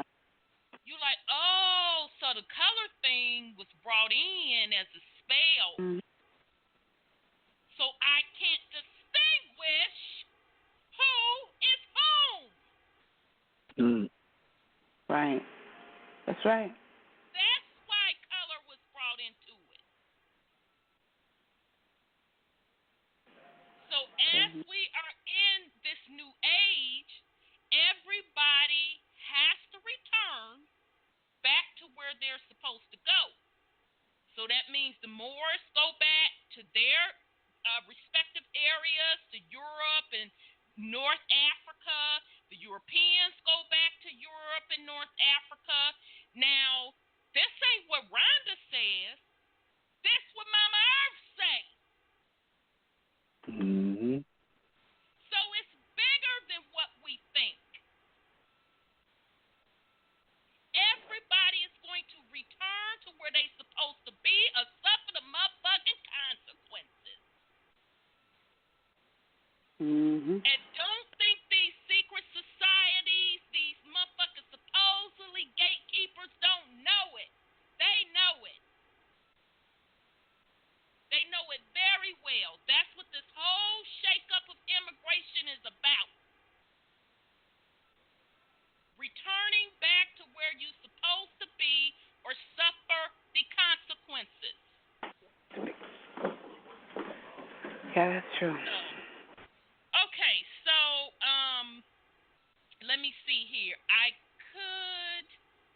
I'm gonna rock out with a couple more facts because if I play another one of Chief's segments, because I have a couple more that I want to share with you, because he's gonna drop so much important information on you.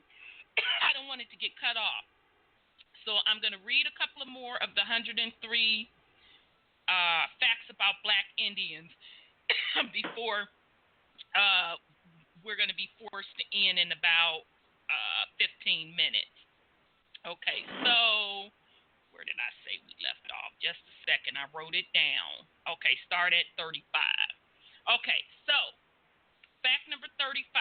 Both dark-skinned and pale-skinned Europeans who were either Celtic, Britain, Gaelic, or what have you, who were fleeing religious persecution in Europe and were struggling to preserve ancient traditional customs dubbed pagan ways, upon arrival to the New World, ran to the bosom of the Black Indian nations, indigenous to the Western Hemisphere soil, who still held on to and were practicing traditional spirituality. Both cultures were different, however, both were able to relate to each other's gods. Black Indian nations and different clans native to Europe both shared a common spirituality that centered around the forces of nature and the honoring of the ancestral spirit. Okay, so that's fact number 35. Now, I don't know of that to be true. All that we do know is that Moors or Europeans, pale or dark, came on this soil from different parts, and what we saw documented, it was basically for a resource perspective. Did you you just they ran into the Indian areas, some of the slaves? Is that what you just read? Well, because, he was saying that they were fleeing religious persecution in Europe. Oh, okay. Oh, I thought you said some of the slaves ran into the Indian places for succor, because in Florida and the Seminoles, a lot of people went in that place and they established a colony of people escaping slaves and stuff. That's what I thought you just said. Never mind. Yeah. So that's why I'm not sure where this particular fact, where it's coming from.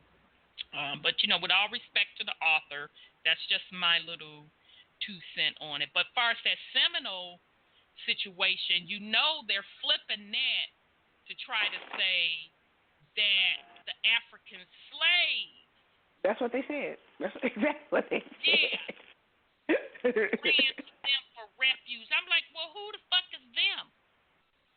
So that's where the trickery and fuckery comes into play. Like this mixed colored looking Indian took the African slaves on into their refuge, okay? Which that's bullshit, because the mixed Indians or Indians that we see today aren't the natives of back then. Okay, so that whole story right there was bullshit. You just heard Chief Langley say that they reclassified folks as Negro and Indian. Okay, so at that point it was jumbled together. Okay, so they're full of shit on that one. Okay, so fact number 36.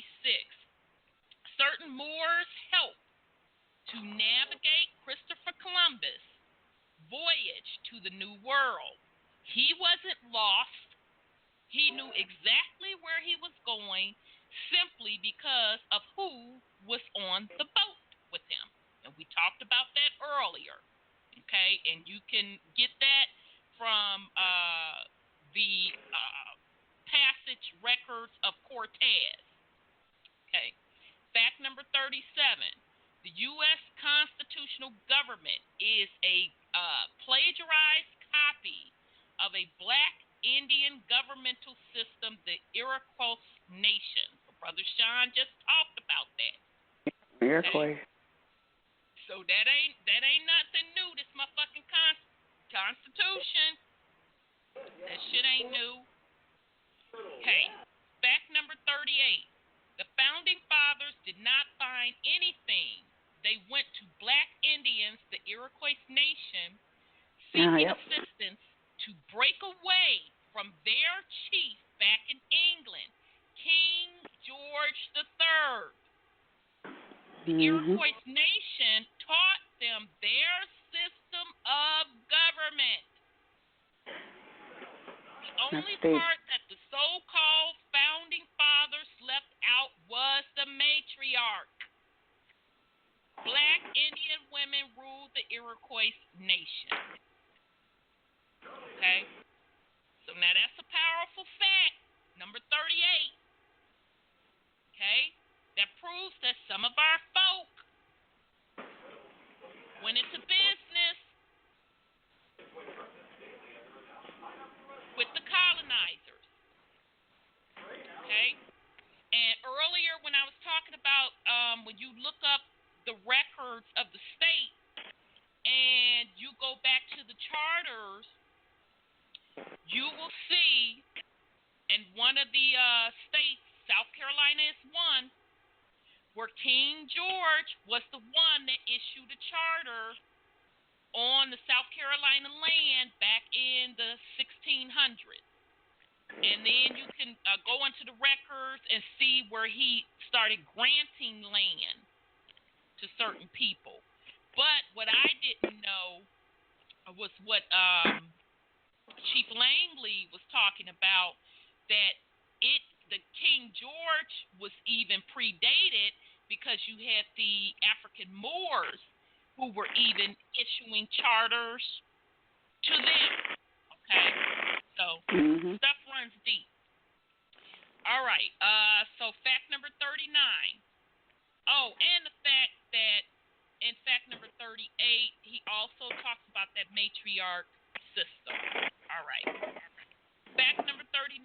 Most black Indians of the Western Hemisphere found themselves seduced by European lifestyle, customs, and traditions. Okay. Fact number 40. When the American Revolutionary War broke out, black Indians found themselves fighting against their own kinsmen. Some black Indian nations sided with the British, while other black Indian nations sided with the colonial rebels, aka Americans. Okay? So once again, fact 40 proves that the indigenous we were warring with each other. Okay? So these are the things that we don't want to talk about, or we brush it up under the rug and want to put it all the way square back on the black-white thing. When in order to truly heal, you're going to tell truth, you have to tell it all the way. Okay? It was a war amongst each other because some of our ancestors did not agree with making deals or going into business with the Europeans. And I was sharing with one of my sis that someone had a conversation. I was the witness of a conversation of two people having, and they were talking about ancestors and lineage. Okay, so this one person was saying, well, yeah, my family is from this region, and we go back this far. I mean, really proud of their ancestry, etc. And nothing was wrong with that. I was happy for the person to know this information. So the other person is listening, and then something in that person just snapped. And they said, I don't know why you sitting up here fucking bragging.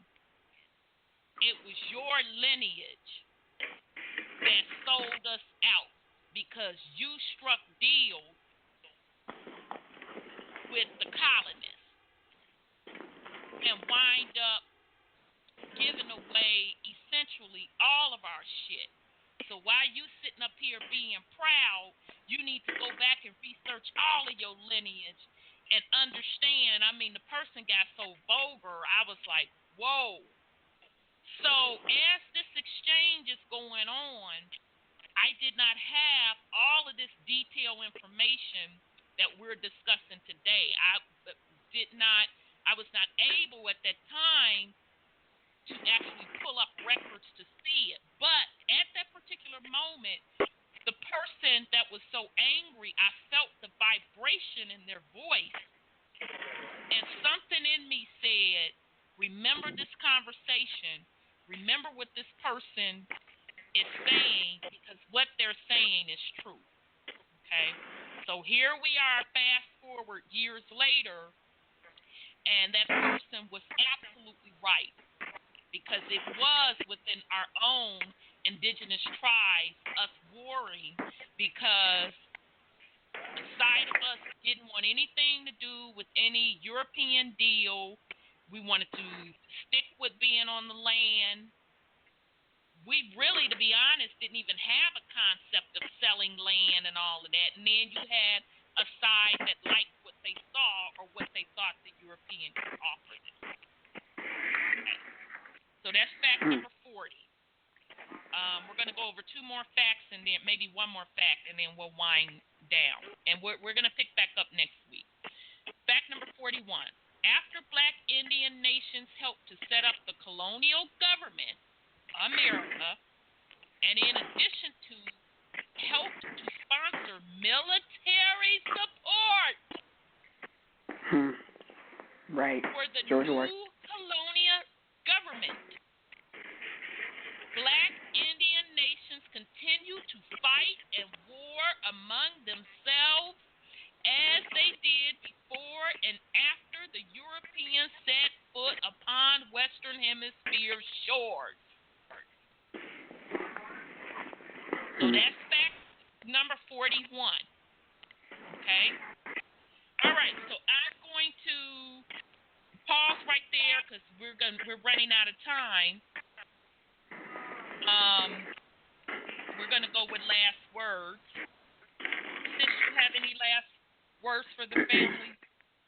I think it's absolutely marvelous that we're not going to have to start wondering where we came from. Because, you know, my one of my grandparents, her first name was Lake, period, any problem. And, you know, how you trace lineage like that? Lake? So, you know, we have resources now. They have records. Mm-hmm. They used to say white folks kept good records. So, so we have resources, and I encourage anybody to look it up. Because, you know, I just plugged it in where we came from, and I said, oh, there it is. Yep. Wow. Yep. So it's great to learn this stuff. It gives us something, a firm foundation to build on. Instead of like, who are we? I like it. Great. Great deal. Brother Sean, you have any last words for the family? Knowing who you are on this physical journey lets you know what you're supposed to be doing spiritually. Mm-hmm. Not just dependent on the physical aspect of this, knowing that you're indigenous, knowing that there are quote-unquote rights in place. But who are your rights in place with? Right. Everybody else at the UN has militaries, and they still not being respected. Mm-hmm. Melanated people are the indigenous people on the entire plane. Yes. So all those players at the UN, they're all colonizers. That's so right. Who are you turning paperwork into? They write stuff down, say they recognize you. They already knew who you was. Now you happy because they say they recognize you? That's right. And them giving you access to your records That's letting them know they knew who you were all the time. They just didn't care. Exactly. They just didn't give a damn. Until you do something about it, they don't care what you know. It's just information. Right. Have you noticed they mostly melanated folks in the UN? Mm-hmm. Tell you something, don't it? Yeah, behind the back door, taking motherfucking deals. Yep. Chilling, because they like the trinkets. They like the shiny things. Right. Disconnected from the land, disconnected from their DNA. Yep. Okay? So, for me, that's what it's about for me putting out this information. Not for me personally to throw up to the U.S. Corp or to anybody else who and what I am. I don't need them to tell me a goddamn thing. That's my responsibility to know who and what I am and where I come from. Okay? My responsibility alone.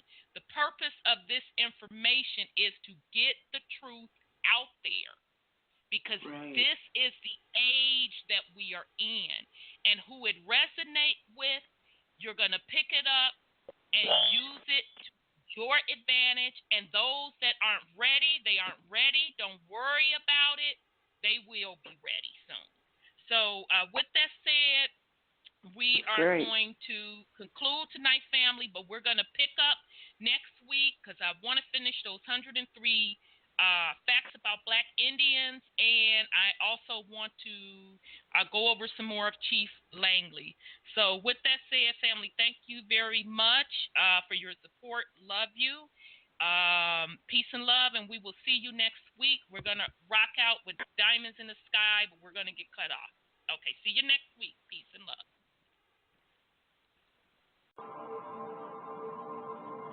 Welcome to Truth Uncompromised.